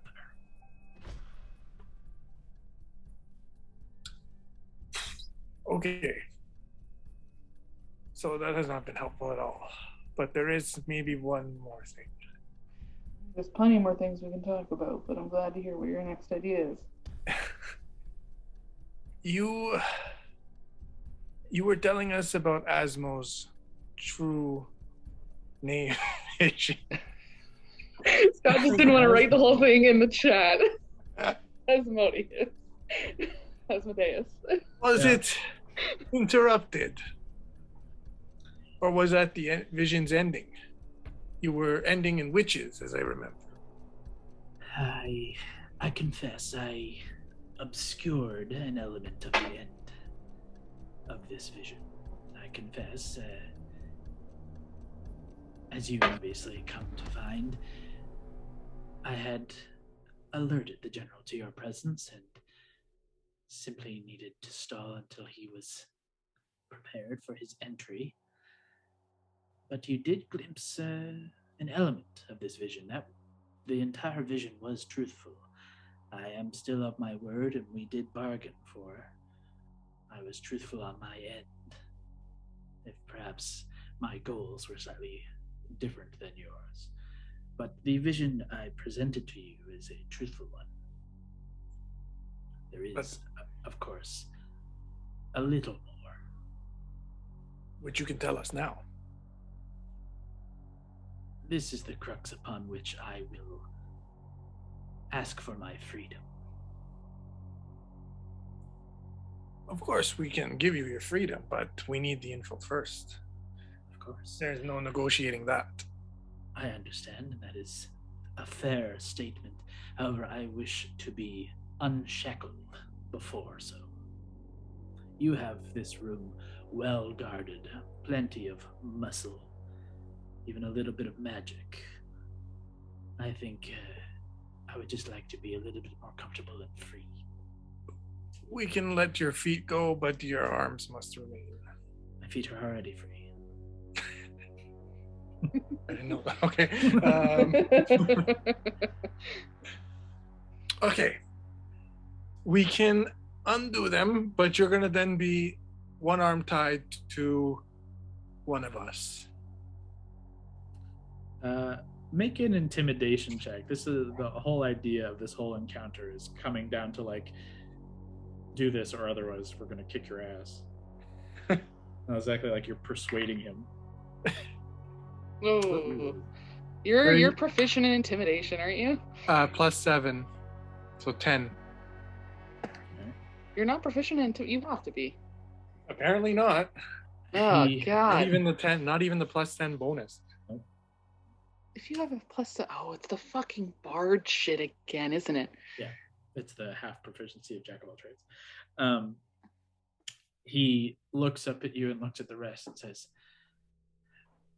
I wish to have my perceived freedom before continuing. I shall not be bound to any further. Well, I'll tell you what. Our friend Milkshake here likes to have fun with handcuffs. So you're more than welcome to be free with him. We can attach you to him. Our friend Brawley here, friendliest person, would love to be attached to you, you can choose. I'll look at him with the pliers and like do this with them and go, are you left-handed or right-handed? Dexterous.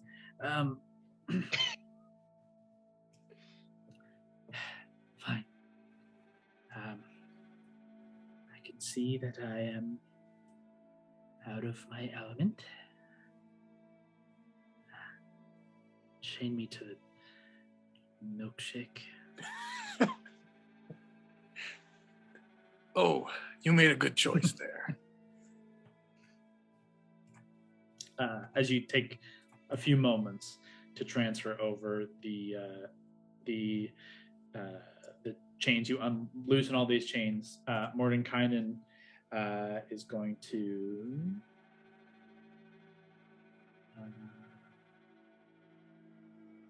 Yeah, he didn't use that, so he's going to attempt to, while he's kind of like focused on the chains coming off and being shifted, Mordenkainen is going to attempt to dominate him. Ooh. Good move, good move. Let's see. So wisdom.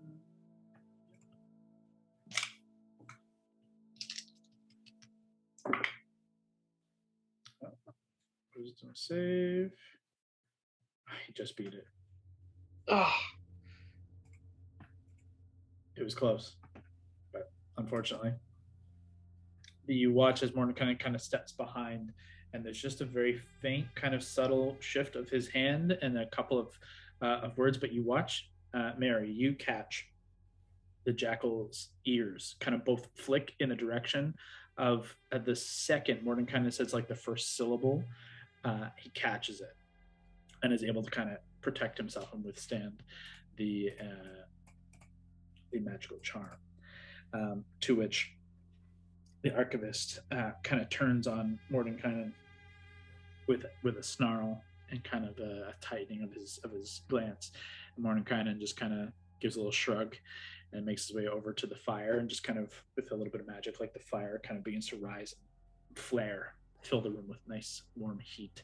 As the Archivist is now chained with shackles, just like classic manacles, one side to the other, one on Gord's arm, one to the Archivist's arm. He stands now, still, shackled to Gord, but a little bit freer. He says, "Thank you.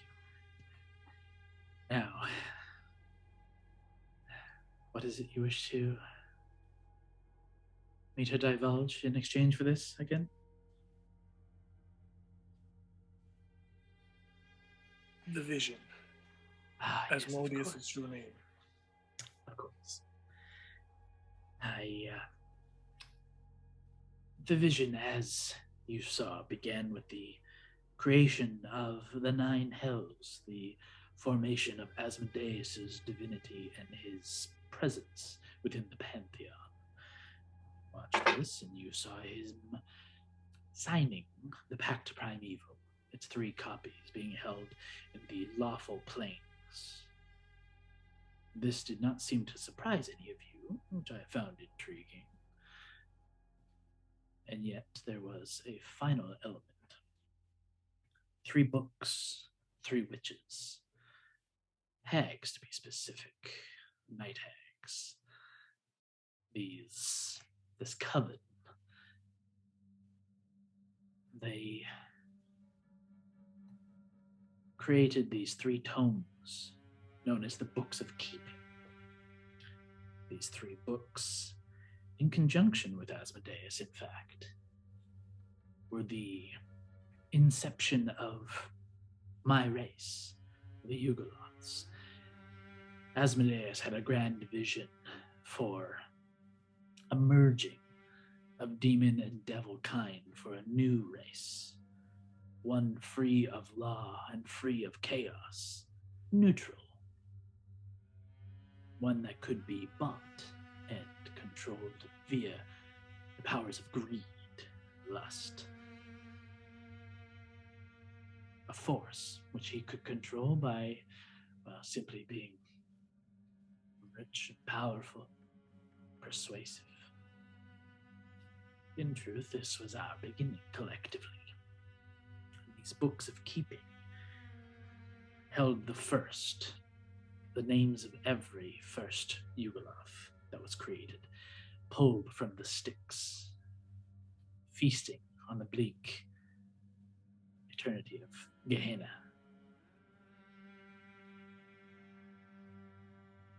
However, as you saw briefly in the Coven decided to turn the ritual around on their proprietor. They sought to get a leg up on he who would have them craft us. And thus, in this ritual of naming, they were able to pluck his name free of wherever it was held in the weave. And within one of the books of keeping, his name is scribed, his true name. In that same book lies the name of the general. The general being the first Yugoloth. He is believed to be a god amongst us. At least a demigod. Information he's partial to? I don't believe so. Of course, he knows the power of the book. He knows how to utilize it. And if I'm not mistaken, has it in his possession. This is what grants him his control over the Crimson Coin, myself included.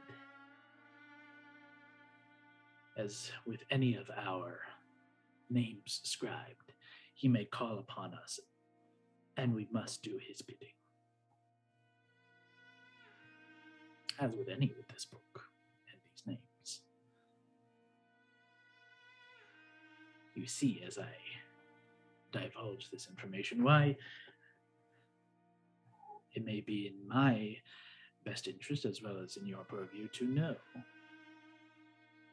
Should it be destroyed or removed from his possession at the very least, a great amount of his power falls.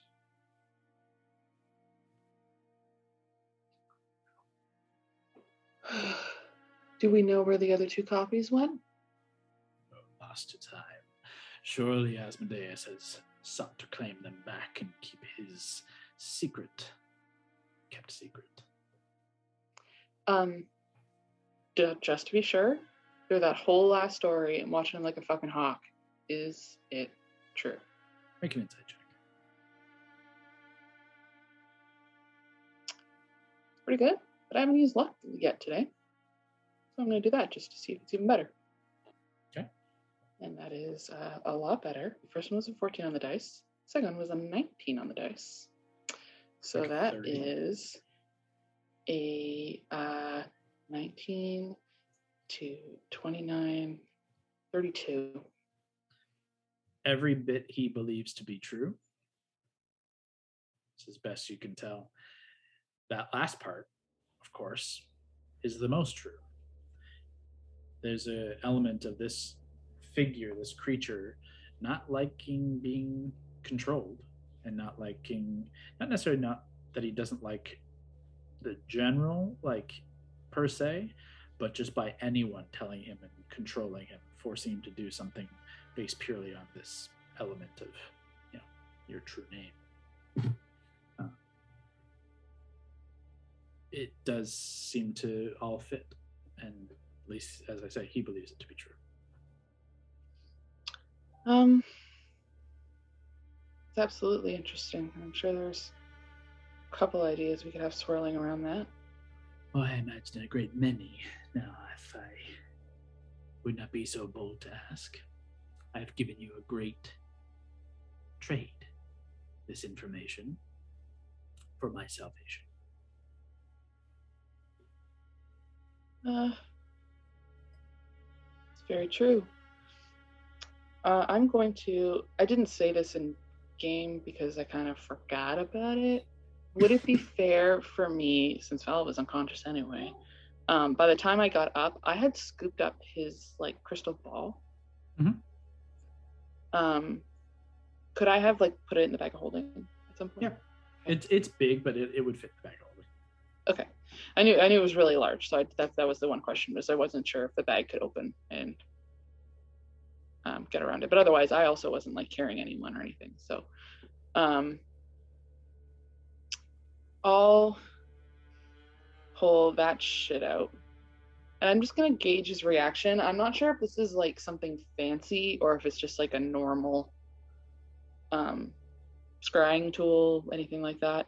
And I don't know enough about magic to actually check myself, but I was gonna say, if you want to make like a check, you can like look at it and make a, just as you're like holding it. yeah, I'll do it with my back to him, just so he can't see right away. If you have a choice. You can either make an Arcana check, and just with all of the elements of knowledge of arcane that you've picked up over your adventures, and sharing with arcane nature in your party, you can get certain pieces of information by rolling, or you can make an investigation check and see if you can, if there's any other non-arcane elements that you can pick up. Your choice. I'll do the investigation. It's better. My Arcana's at 2, and I already used luck. So, okay. Yeah, she doesn't know anything about magic anyway, so that works. Yeah, I mean, obviously, so you will get slightly less by doing investigation rather than Arcana. Yeah, but... yeah. I was hoping to learn more from his face, which will be the next thing that happens. So, it's a 9 on the dice, plus 14. 23. 23. You, as you kind of now, you didn't really get a super good look at it in the moments leading up to the ritual, because you didn't really realize what it was until the ritual was basically beginning.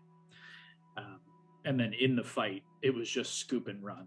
So you barely looked at it. You just knew like this was something that was like possibly valuable, possibly useful. Let's fucking go. For the first time now, looking at this device, looking at this item, it is almost like if you had a crystal ball and then from the inside out began to like microwave it, and it began to kind of like bubble and pop and kind of expand and begin to kind of blacken and char. It's the best way you can look at it. You can still see there's sections that are smooth and bubbled. You can see, for the most part, it is still that kind of glassy piece.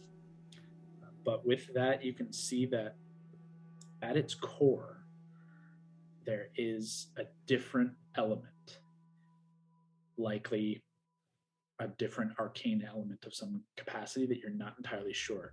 It seems like a sliver, like a diamond, or like a really thin stiletto blade almost, that is of a different material in the middle of this, of like what would be the core of this piece. But it's kind of faintly more purple, almost like a black, dark purple in the middle of this charred but clear, for the most part, glass device. Crystal ball. Okay. So it definitely seems different than it's something that you can just go buy a new one. Okay. Certainly. I'll finish taking it out and just kind of turn around with it and try to immediately clock his reaction. Make an insight check. I did manage to grab this. Okay. Insight check is pretty good. 16 plus 13. Yeah. You watch this look of surprise that he tries to mask. There's a panic, momentary panic of knowing that you have this in your possession. Yeah. Before he manages to kind of like quell it, but you're able to catch it. So it is important. Just valuable. I would very much like that returned to me. I'm sure you would. I'm also sure that you understand. It's just fucking business, looking at him, that maybe we hang on to it for now.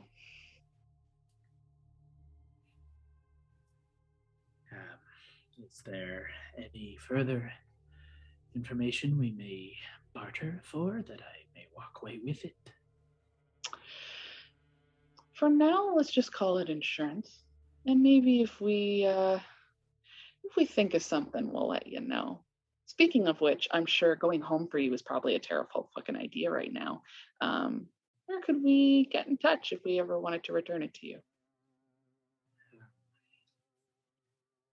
I am not sure where I will go yet. I'm sure you will find ways to reach out to me should you need to. Well, if everything here goes as planned, we shouldn't have any problems. And by now you should know, if you haven't already, if you lie to me, I will fucking be able to tell. If you tell anyone else what the fuck is going on, you lie to me about that, I will fucking know. And just like, she doesn't smile often. She is, and it does not look sane. I have no reason to return to the general. He will undoubtedly be able to understand what you have been able to acquire from me. So it's in all our best interests for you to just hide somewhere and be a little quiet and maybe not have any discussions about any of this with anyone. Precisely. Maybe even here. I hope you take this with the greatest of insult. I would rather be as far away from you as certainly possible at all times. Feelings mutual, buddy. Yeah, that's not an abnormal response to spending a little bit of time with Hondo, at least on that side of his blade. Now, if that is all. Milkshake, why don't you escort our friend out? Thank you. Sure. I'm sure he regrets his selection of who to change. You just watch the hair on the back of his neck just all like stand up all. Take my hand. Sorry, it's wet. I'm just imagining the whole time Milkshake just like kind of leaning in and just like breathing like real heavy and creepy, like the guy who like calls you on a phone, like, you know, the cliche of someone calling on a phone and just breathing. Gord leads the Archivist out of the room. Gord, you undo the manacles and let him go. Sure. As you do, he rubs his wrist for a moment. And you watch as he just vanishes before your eyes. With your perception, you can hear the pads of his feet padding across the wood on its way out. As you return I love to the group. the like cool guy vanish and then like. Well, Gord has a very high passive perception, so that's why I give it to him. All of you kind of do, actually, but still. So, a little bit of information. New face in the party. One still down. A lot of plans still to make. What's the plan? Just like sink down again and just like letting out a huge sigh. We have a lot to figure out. Look, I'm not gonna lie. The city's been kind of fun. I mean, it's been terrifying, but it's been kind of fun. We need to get our fucking shit together. We need to get our shit together, because if we don't have a plan and we don't know exactly what the fuck we're going to be doing, unfortunately, this is what happens. We have information, we have allies, we have way more than we came in with. What are we doing? Where do we start? What's our options? Right now, we have a lead on a couple things. If we can find a way to get that book, it solves a lot of our problems for us. It gives us what we came here for, and I have the feeling that if we turned it into the lady, regardless of whether or not what I'm sure you're very eager to do, Alana, smash the general's face in theory, we just need to get the fuck out. And we have a nice little gift wrap present that we might be able to use to barter and get us all the fuck out of here. Yeah. We just need to figure out how to get in and how to stop all this from happening again. Admittedly, not going in blind is going to help. At least we have a goal.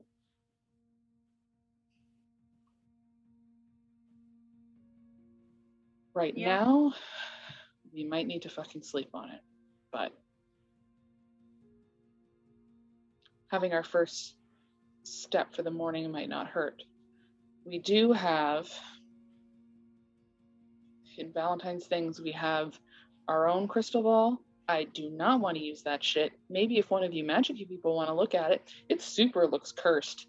I don't know shit about cursed items, but it looks like it was on fire at one point. I don't want to look at it for any longer, and that dude seems fucking crazy as shit. So I'm a little nervous about using this one, but we do have our own. We could try to look in on the general. We could try, no, the item we can't do. We have out of game, we established that. It's only an item you are infinitely connected to, like Kyle kind of broke the rules for Whisper, to scry on. We could try to look it on him. We could try to get more information about where to find him, where he lives, snatch up a couple other Crimson Coin fuckers and do this all again. Although they also seem like ride or die assholes, so I don't know how much information they'd give us. A couple options. Anything sticking out to anybody? I know where they live. How deep into the Hive? I've been inside their base. Could take you there. Any rough numbers on how many bodies we'd have to get through? A lot. Unless we can find a way to clear them out of there first. Boone looks at the glaive and then looks back at you. I used to be better with that when I had 2 of these, but still decent. There may be something we can do about that. I'll go into Valentine's bag and pull out the, I don't remember what it's called. Igby's Arcane Hand. Or, yep. Arcane Cannon. I'll pull that shit out. Yeah. Boone raises an eyebrow. It is basically like a gold prosthetic arm that would reach up to just shy of where you're kind of just below or just above the elbow joint where your arm has been cut. Seems way more impressive than anything you've seen Doc kind of mess around with. I'd be mighty interested in that. Welcome to try it out. None of us are losing a limb anytime soon, just to see if it works. Just take it. Look it over. I've had bad luck with cursed things. This ain't cursed. Not that we know of. Fortunately, the one who's used to looking into this shit is laying in that room. Although, I can't remember out of game. Did Valentine actually identify this? I want to say yes. I think everything ultimately has been identified in the time that has passed. Nothing of theirs was cursed. Yeah, from what I remember, it was given the okay. Good enough for me. If y'all want to rest, I could try and figure this out. I Should can absolutely take watches. Can start drawing up some maps of where the base is, what it looks like. At least we got a starting point. maybe we need to think about ways to incite a little, I don't want to flat out say rebellion, but Crimson Coin have pissed off a lot of people. Sure have. I know some people in the Resistance. Hondo, Get all the have help you we talked to can. Horace many times I haven't lately? seen him. He's out doing a secret mission, I think, and I agree he would be perfect to start, a coup to ransack the city. Is that what we're talking about? Ransacking it? Not so much the city, more just maybe causing some trouble for Crimson Coin, drawing them away. Very true. But I think while we're doing it, we might as well ransack it a bit, burn some buildings, steal, kill. Yeah, I mean, in the Hive and with the people who are assholes, let's not piss off the lady anymore. However, I see you just breezed right past on a secret mission. Would you like to enlighten us on what the fuck is going on there? Well, he's on a mission to get some materials. That's all I know. He's building. That's not all you know. That's all I know. He is building a super weapon, and he needs the materials. That's all I know. Hondo, make a deception check.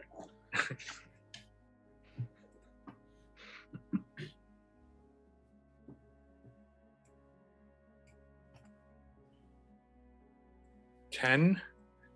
It's going to be close. Deception plus 16, 26. I also rolled a fucking 26. Okay. How does that work? He would take it, right? Because I'm the one trying to look into him. It's like a Exactly. like a breaking a grapple. Defender wins. You can tell that Hondo is dodging, but Yeah. Hondo kind of is always dodging. Like, it's just kind of like everything he says, you're like, I know you're lying, but I just don't know why or how. Okay. All right, fine. We're not going to deal with that. But maybe if we can get in touch with his people at some point. This is not going to be a thing we're going to do tomorrow. Let's just also get that out on the fucking table. This is going to take a while. We got to do this right. We are not rushing into anything. He should be back because I did tell him that Marty wanted to speak to him. So he hasn't done that yet. He was supposed to be back what you thought was last night. Well, last night is the night that the last night was the night this all happened, right? That Hondo abandoned his watch. It's been a long day. Yeah. He's supposed to come back tonight at some point. Oh, so it's not evening yet, right? It is evening. We're going to bed. Yeah, okay, well, he could be here any minute now. He could be here in the wee hours of the morning. He's a guy. He'll probably show up, very late, early in the morning type. He's not a early night guy. That's true. Yeah, Boone, if you come across a very creepy frog friend who apparently bears striking resemblance to our friend Hondo here, although I don't quite see it, maybe wake him up. No horse. Sleeps in the market ward in a tent. Probably not working on a super weapon. Probably chasing beads or a button. Did steal a ring. Yeah, he's taken a liking to us for I would say for some reason, but money has been involved. So, yeah, you see him, let us know. All right.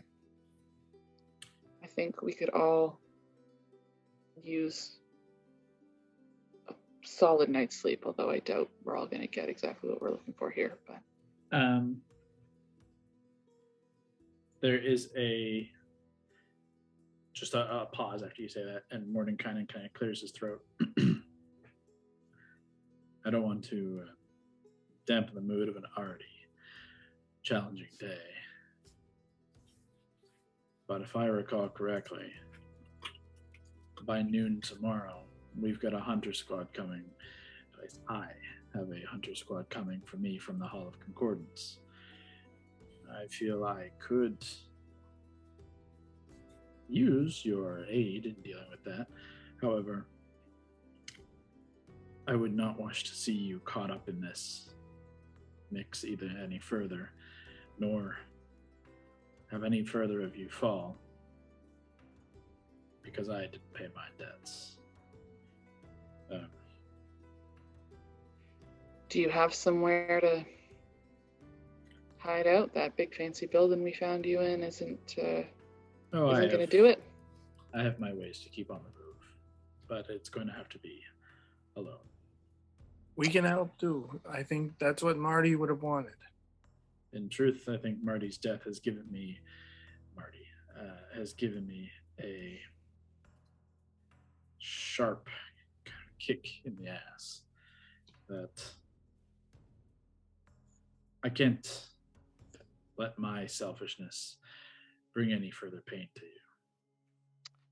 Mind you, if all goes through as planned, and if all we need to ask for is a way home, the book is a pretty fucking big bargaining chip. So we might be able to hook in a few addendums to that as well. I would greatly appreciate any sway you can give me to the lady's eyes. But I think you'll find it much harder to accomplish any of your tasks if we're also all trying to dodge a hunter squadron and the Crimson Coin and whatever crazy bullshit comes along. Well, when push comes to shove, when we get going and everything, we make everything go to shit in the way we hope to. Maybe bringing the former to the latter, might not hurt. No, not a terrible plan. If you can keep me abreast of things, I'll try and keep my eyes peeled as well. But I will do so from a distance, I think. That sounds fair. Admittedly, none of us are particularly skilled in sending messages out around the group. That's something we've never picked up.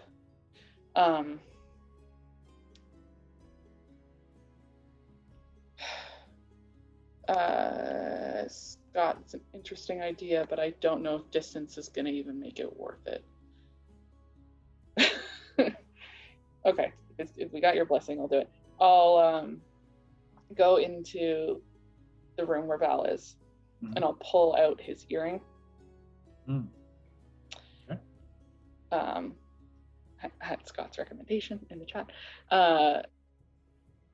This doesn't have a huge range, but if you get within 500 or so feet, Roughly. call out to us every now and then, and we can check in. We'll probably still be here every night unless something fucking happens.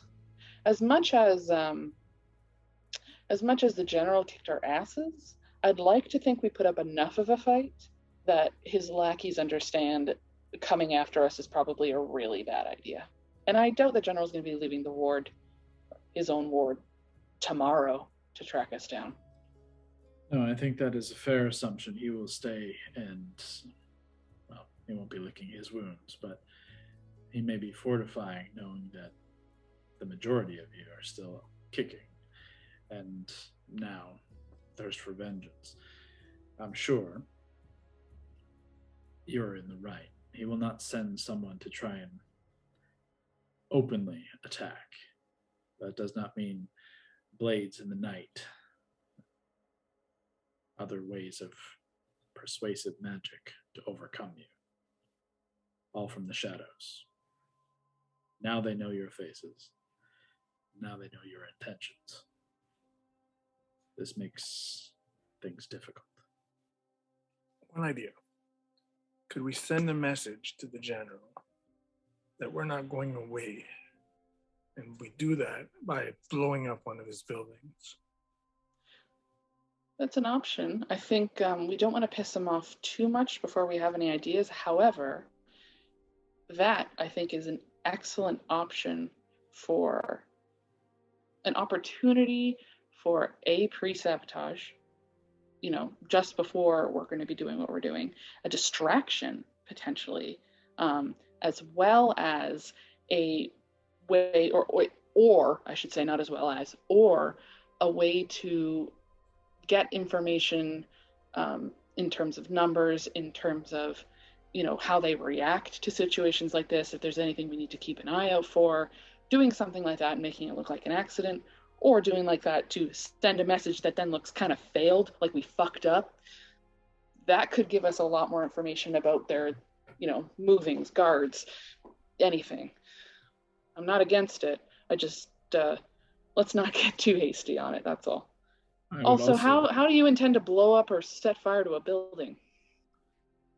We could blow it up easily. We'll find some dynamite, some bombs. We have bombs, Molotov cocktails. We have all kinds of stuff that can cause explosion. Our fireball machine is in that room. The other one is back home. You'll need a significant amount of firepower to blow up a building, so to speak, but it can be done with the right alchemical properties. I'm sure someone within the city would be able to mix up something for you. If I was in my full state of mind, I may very well be able to aid in such a thing. But to Honda and Mary's point, if this is indeed a course of action, it could also just be a straight test of the general himself. The Crimson Coin have apparently been pushing the boundaries of what the lady will allow. What will the general allow? If you can see that the public sees that the general overreacts, underreacts, you may sway public opinion. And that is equally as important in this kind of war.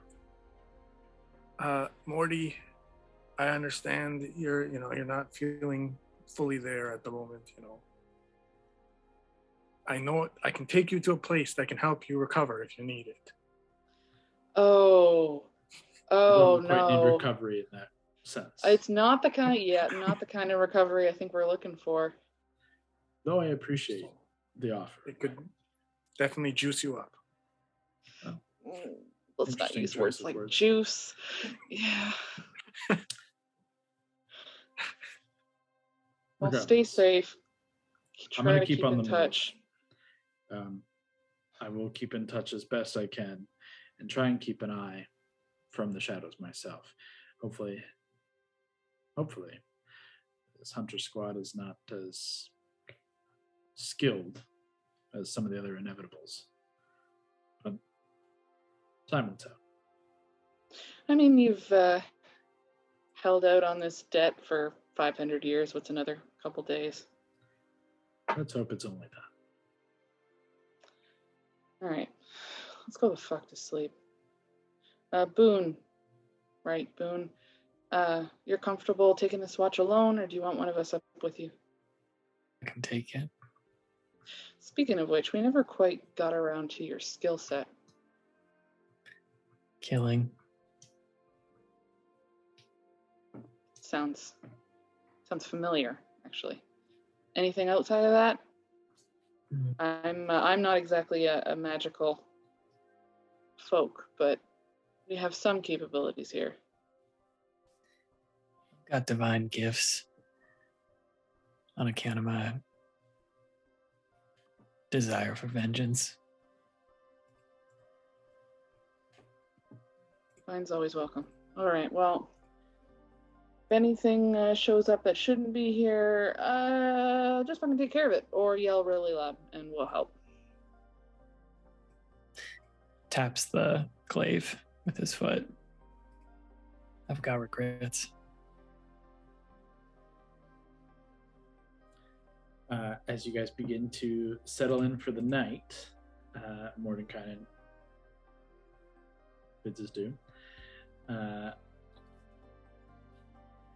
Boone, go ahead and make a perception check if it is your own watch. All right, first Boone roll. Oh, do not add it. Yay. Okay, I add 0 to this. Mhm. 18. It's not bad. Is this your same build from the one shot? Just Might be a probably little tougher. not level 4. He's the exact same character build, yeah. Little boost. He's not level 4, I'll let you know. Started the same anyways. Also, you were given the arcane arm are you going to spend part of this watch? It is an attuned item. You're going to spend. I think he would attuning. I feel like he would give full attention to the watch. Okay. He wouldn't attune yet. In that case, you have it at least in your possession and are able to kind of hold on to it, or at least keep it within eyesight. You don't have your full pack or anything with you. You weren't really planning on a full, stop and stay. You were just kind of out on a mission with Doc. You have obviously all of your stuff in case of a fight, in case of an encounter, but you don't have any of your rations or sleeping roll or anything like that. Nonetheless, you find yourself in a much more comfortable position than you did the last couple of months at the very least, in an odd couple of hours. And as the night begins to roll on, this kind of early evening, at about the midnight 1 o'clock point, right around when you're kind of thinking about going to change out the watch, you do hear some footsteps outside of the door. Faint little kind of taps, and then this faint kind of like scratching at the door.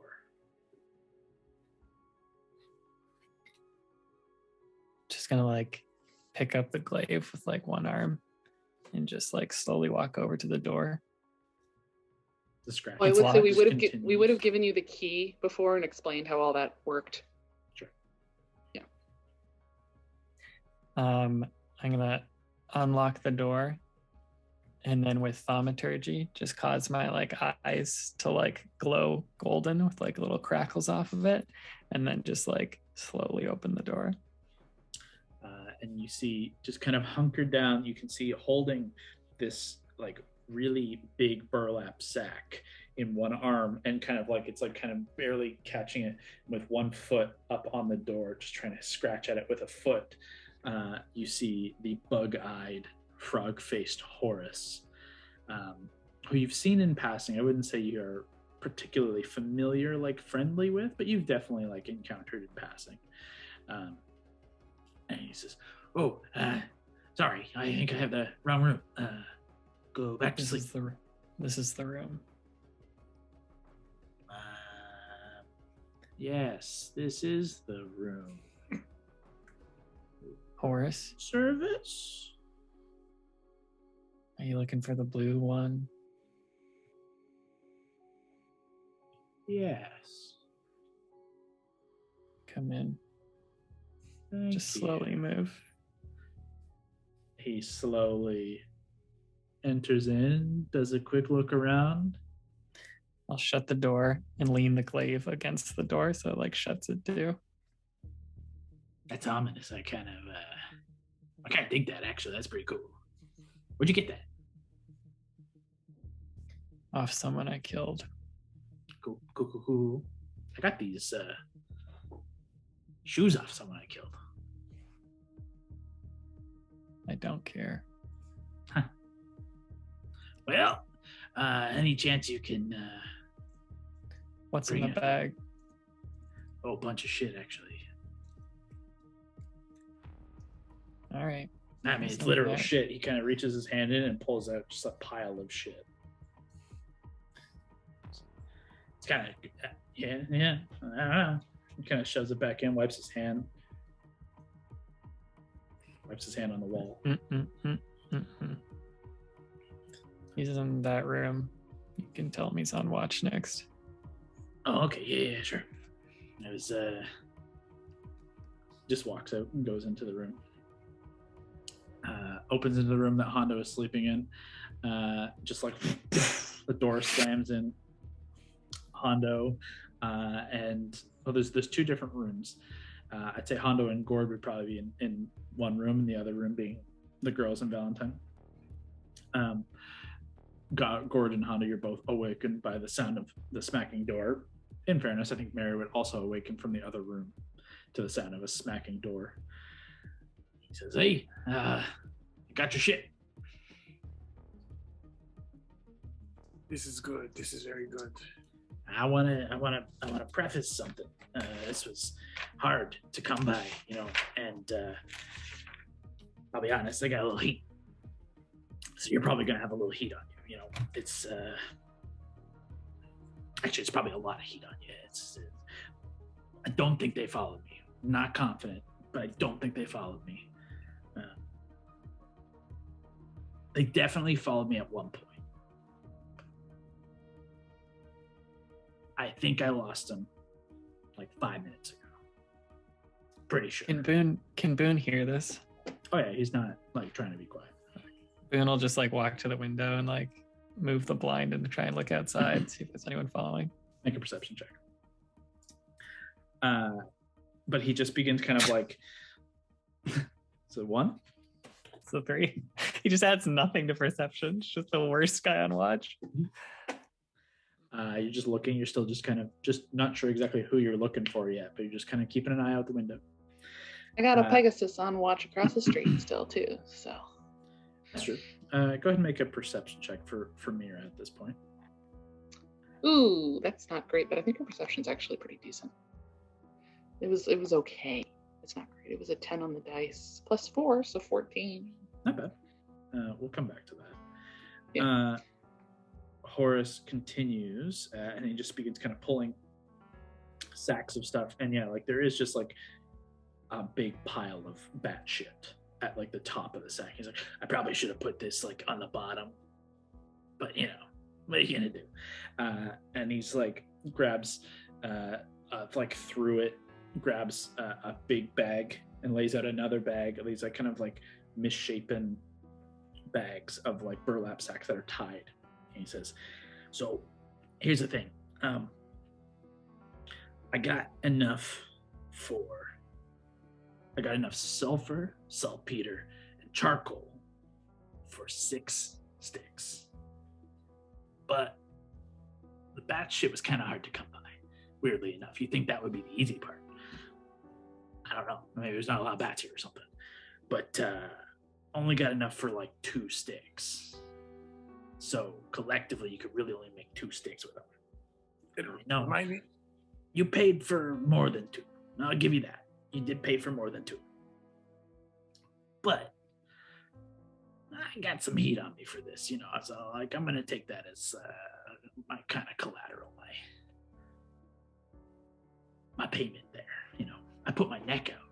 I put myself out for you, So I think that's kind of fair. I will say, you could get more.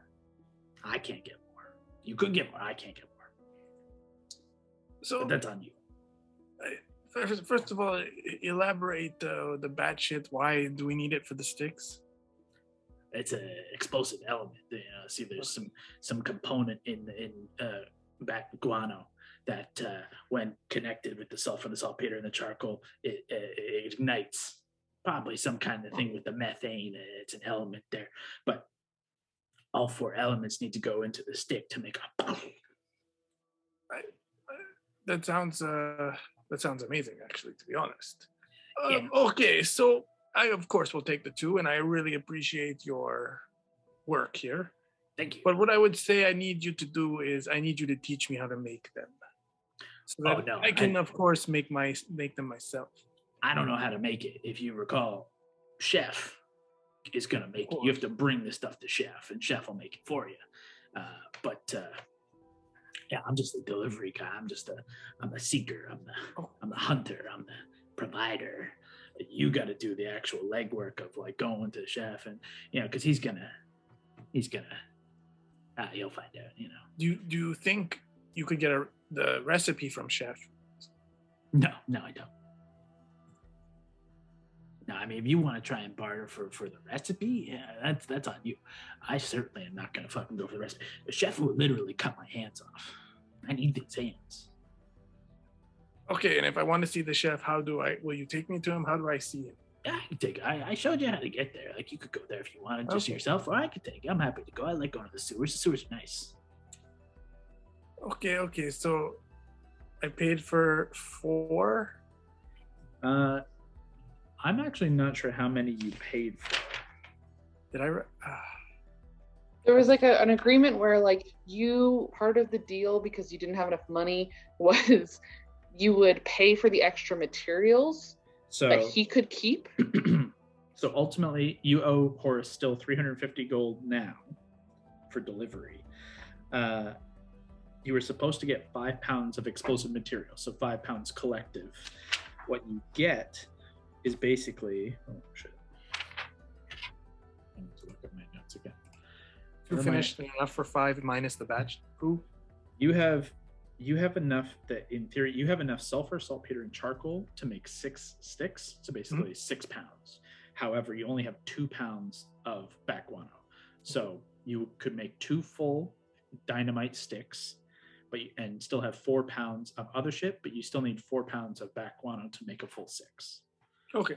So it's like almost there. So you know what? I think you've done well here. I can figure out how to make this into a bomb, or I can go to the chef, of course. And let's just say we'll call it even on the remaining gold. You say call it even. You mean you're going to give me the remaining gold and we're going to be on our way? Or... Well, I mean, you didn't deliver the full price here. Well, here's my counter argument to that. Fuck you. Give me my money. Well, then I say fuck you and give me the finished product. Well, and he starts just like putting all the shit back into his bag. I'm sure at this point, if there's been yelling, I'm just going to yell from the other room. I'm not even getting up. Hondo, whatever the fuck you owe him, just give him the goddamn money. Okay. You Look. cheapskate. I will give you the Let gold. us go to sleep and give him the gold. If you need more, we can get more. I'm tired. Okay. I'll tell you what. I will give you 250 gold now, and I will give you the remaining 100 on the provision that I'm able to get more bat guano. No, but I'll take 300 now, and we can forget about the last 50 because I did not deliver in full. I give you that. So you owe me 3 instead of 350. I'll give you that. All right, fine. I can live with that. Okay. You're a wily one. Yeah, I respect it. You know. Never pay full price, right? No, that's right. That's why pay for anything, really? You know. I hear you. So, all right, let me 300 gold. 300. Now, if you're in need of more of this shit, you know, there's a place not far from here. You could go and try and barter for it. There's a guy called Needles. He's a prick. He's a real piece of shit. He's from the Night Owls. What do you expect? But he might be able to get you what you need. He's gonna charge you a fucking arm and a leg. I'll tell you that for free. And he doesn't keep it on him, so it's gonna be a whole cloak and dagger affair. And he's a fucking slimy piece of shit. He will turn you into the authorities just to try and get himself a leg up. So you really got to be cautious. You got to be smart. But I know he has a connection. That sounds good. That sounds interesting. I like that. Alternatively, you could just find a bunch of bats. Of course. Just make them shit a bunch. Let me ask you something. On an unrelated note. Uh-huh. I know that the lady has full control of this town, and she has restricted the use of magic for a long time. So in some cases, I guess, yeah, sure. Do you know ways around it?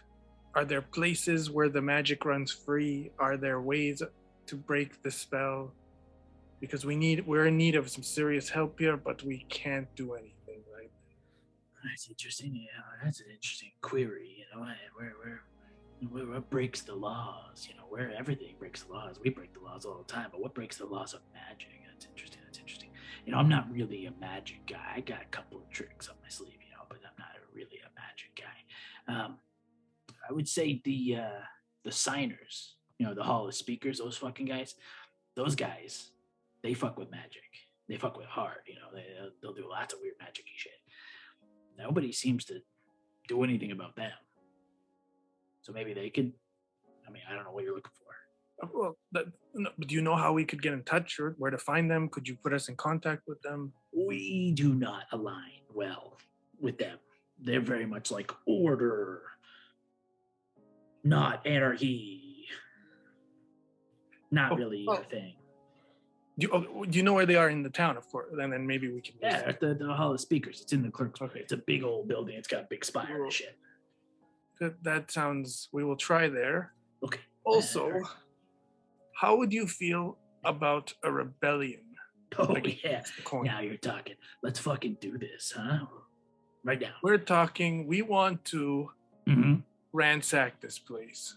Okay. Where? Certain areas, of course, not the whole town, but I don't care. We want to ransack. We want to destroy. Be specific. We're going to need people. Okay. To do this. Do you think you can get this started?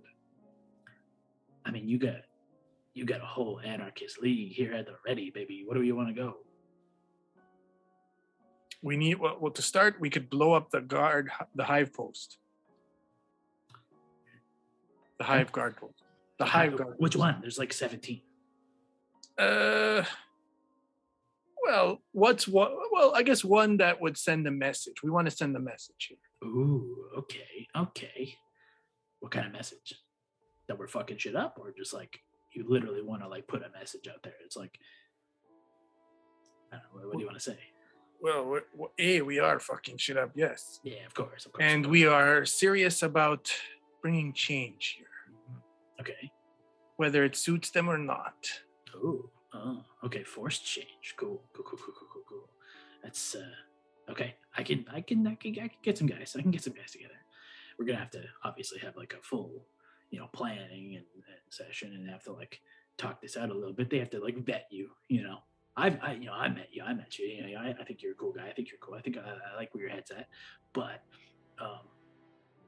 the rest of the guys gotta like be on board with you, and then vet you, make sure you're not just some phony that you really want to fucking mess shit up.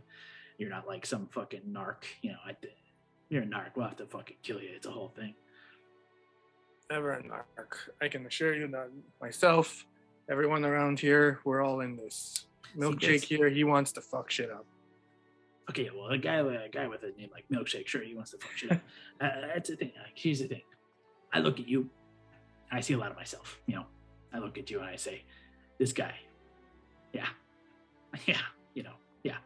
But you look at these other guys you're with, I don't know.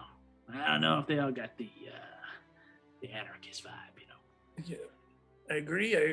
I can tell you, you would have been great on one of my ships. A ship, sure. Yeah. What's a ship? Never mind. Okay, sure. Yeah, forget it. Forgot it already. But look, so here's the thing. Like I think you're kind of our people. This guy, probably. I can see it. He looks like he fucks. But the other guys in the party, I don't know. They kind of feel more like, they feel like narcs to me, man. Well, I mean, I can vouch for them, of course. I vouch for them. But at the same time, if you want to put them to a test, they're more than happy to oblige. That's what we're talking about. If you want to, send them to test, that's good. But as I said, I can vouch for them. They're good people. Okay, here's what we're gonna do then. I'm gonna set up a meet. We need all your people meet with my people. It's gonna be a small group. There's no real leadership, but I'll get some real heavy hitters. Guys who really want to fuck shit up. Let's. I'll round them up. Let's meet. Where should we meet?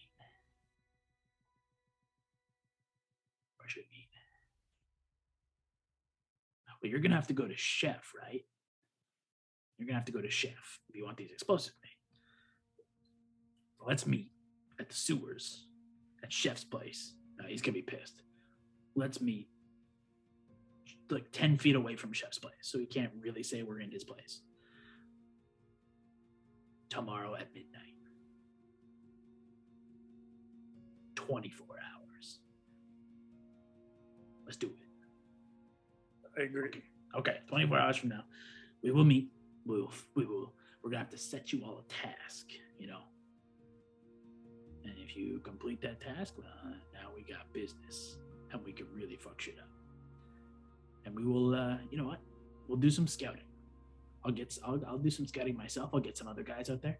And we'll find out which of these barricades would hit the hardest. You know, send the most message of change. I like this. I like where your head's at. This is good. This is good stuff. All right. I'm gonna go. Enjoy your bat shit. I'll midnight tomorrow. And remember, keep an eye out. Don't let anyone follow. Oh yeah, shit. They were the spooky floaty guys. Keep an eye out for them. Spooky floaty guys. Weird. Got the hair. You know, the hair is all weird. Watch out for those guys. Those guys are. Well, they definitely saw me buying illicit stuff. They certainly saw that. But like, fuck it, right? You know, we find okay, and just kill them. I mean, maybe you should, you know, if lay low for a little bit. You know, don't just jump into this. Lay low, this guy. That's a funny joke. That's funny. You're a good guy. That's good fun. Okay. All right. Tomorrow, midnight. Let's do it. All right. Don't get caught. Okay, bye. And he just. You hear the main door close behind him. I'll go lock the door. I don't know if we'll see that guy tomorrow, to be honest. I'll just like walk over to their door. Just like peer in. You're on watch.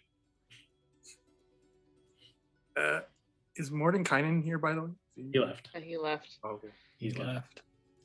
Also, what was the group that he mentioned? The magic. It's the place we already were. The signers and the Hall of Speakers, basically where you found Mordenkainen. Okay. All right, I'll go on watch. If anyone knows things about magic, it's them. And Mordecai was like, "Oh yeah, no, there's not a way to bust that." So,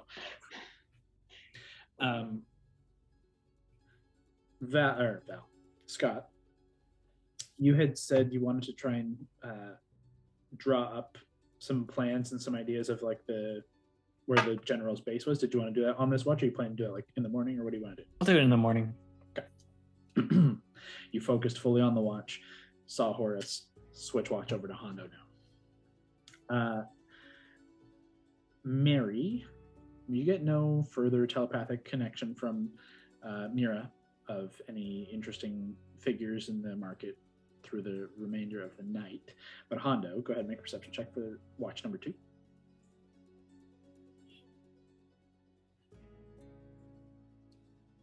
Five. Perception may be the 10. Where is it? Yes, it is a 10 one. So plus 14 and 10, 24. Give me one moment.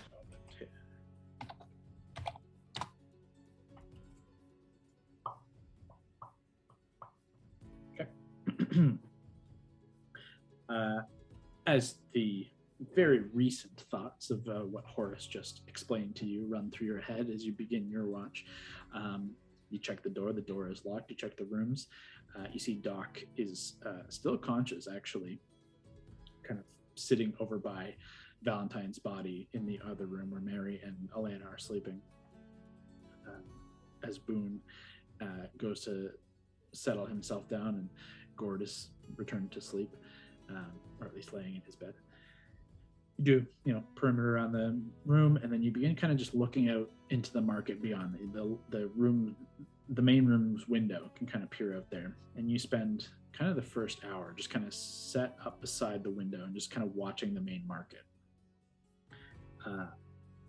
You do kind of immediately catch Horace kind of scurrying through the market, kind of in between the like market stalls in the center, headed towards where the beneath the fire giants kiln. You watch him kind of make his way, stealthy but not great. And you do see 2 alien-looking figures kind of making their way around the market ward. and both kind of stopping and staring at second chances, not directly at you, but at the building, before both of them, one by one, disappear into the city street below, just like slowly melding into the stonework, and one melds into the side of the wall of second chances. And you lose sight of them. But you see no sign of Crimson Coin. You lose sight of Horus after a few minutes. And nothing further comes of it. You just catch that. And the rest of your watch comes to an end. Who do you wake up for the next watch, unless there's anything else you want to do on this watch? I will wake up Raleigh. Okay. And I will warn her about the aliens. Saw the two aliens outside. I don't know if they looked here. I don't know if they found out anything or suspected anything, but beware. Okay. Thank you. And I'll make my way. And I'm ready. I'll sit up, or before she leaves, just, you up for this? I don't really care anymore. I've got nothing to lose. Nothing more to lose, so I'll be fine. All I've got left is you guys. Don't wanna... There's more. It's right fucking there. You got people at home to take care of this. You need your head in the game. Just don't... I know it's a lot and pretty easy to disappear into. Just try to see the end, all right? Thanks, Mary. And I'll go to my corner. I would like Hondo and just Hondo to give me a wisdom saving throw. And Allie, you can throw perception for me as you begin your watch. That is 7 for wisdom and wisdom save +3, 10 total. Okay. and 14 for me. Okay. Not good. Allie, as the you take the last watch, it's quiet, and even the city outside, like the market, is pretty much dead at this point. But you, for the first hour, then the second hour, you watch as that light, it begins to kind of, the light of dawn doesn't quite like crest and grow like it normally naturally would, from like normal night to just like within a minute, bright morning sunlight kicks over the city. And you watch as the day begins bright and full, and the market slowly begins to fill with people over the next hour or so. You do see sign of, like, there's some mercy killers making their way, just kind of walking through the market. You can see plenty of just people, nobody of particular interest. No sign of Crimson Coin, and no sign of those alien folk. So for all said and done, all things considered, relatively quiet morning as the day breaks over the market ward, and the rest of the party begins to awaken. What are you guys doing on this day? Started tuning to the arm. Okay. You just add Big B's arcane arm to your inventory. You're more than welcome to add that.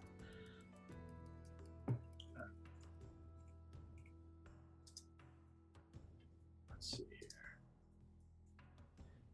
So, as the day begins in full, we're going to pause here and begin the day in earnest next time. Thanks for tuning in. Join us next time as the resurrection of Valentine will have to wait, and the party must make their move within Sigil. Armed now with new friends, it seems a path of anarchy is on the horizon. There'll be a new episode up every Tuesday, so stay tuned. But until then, keep exploring.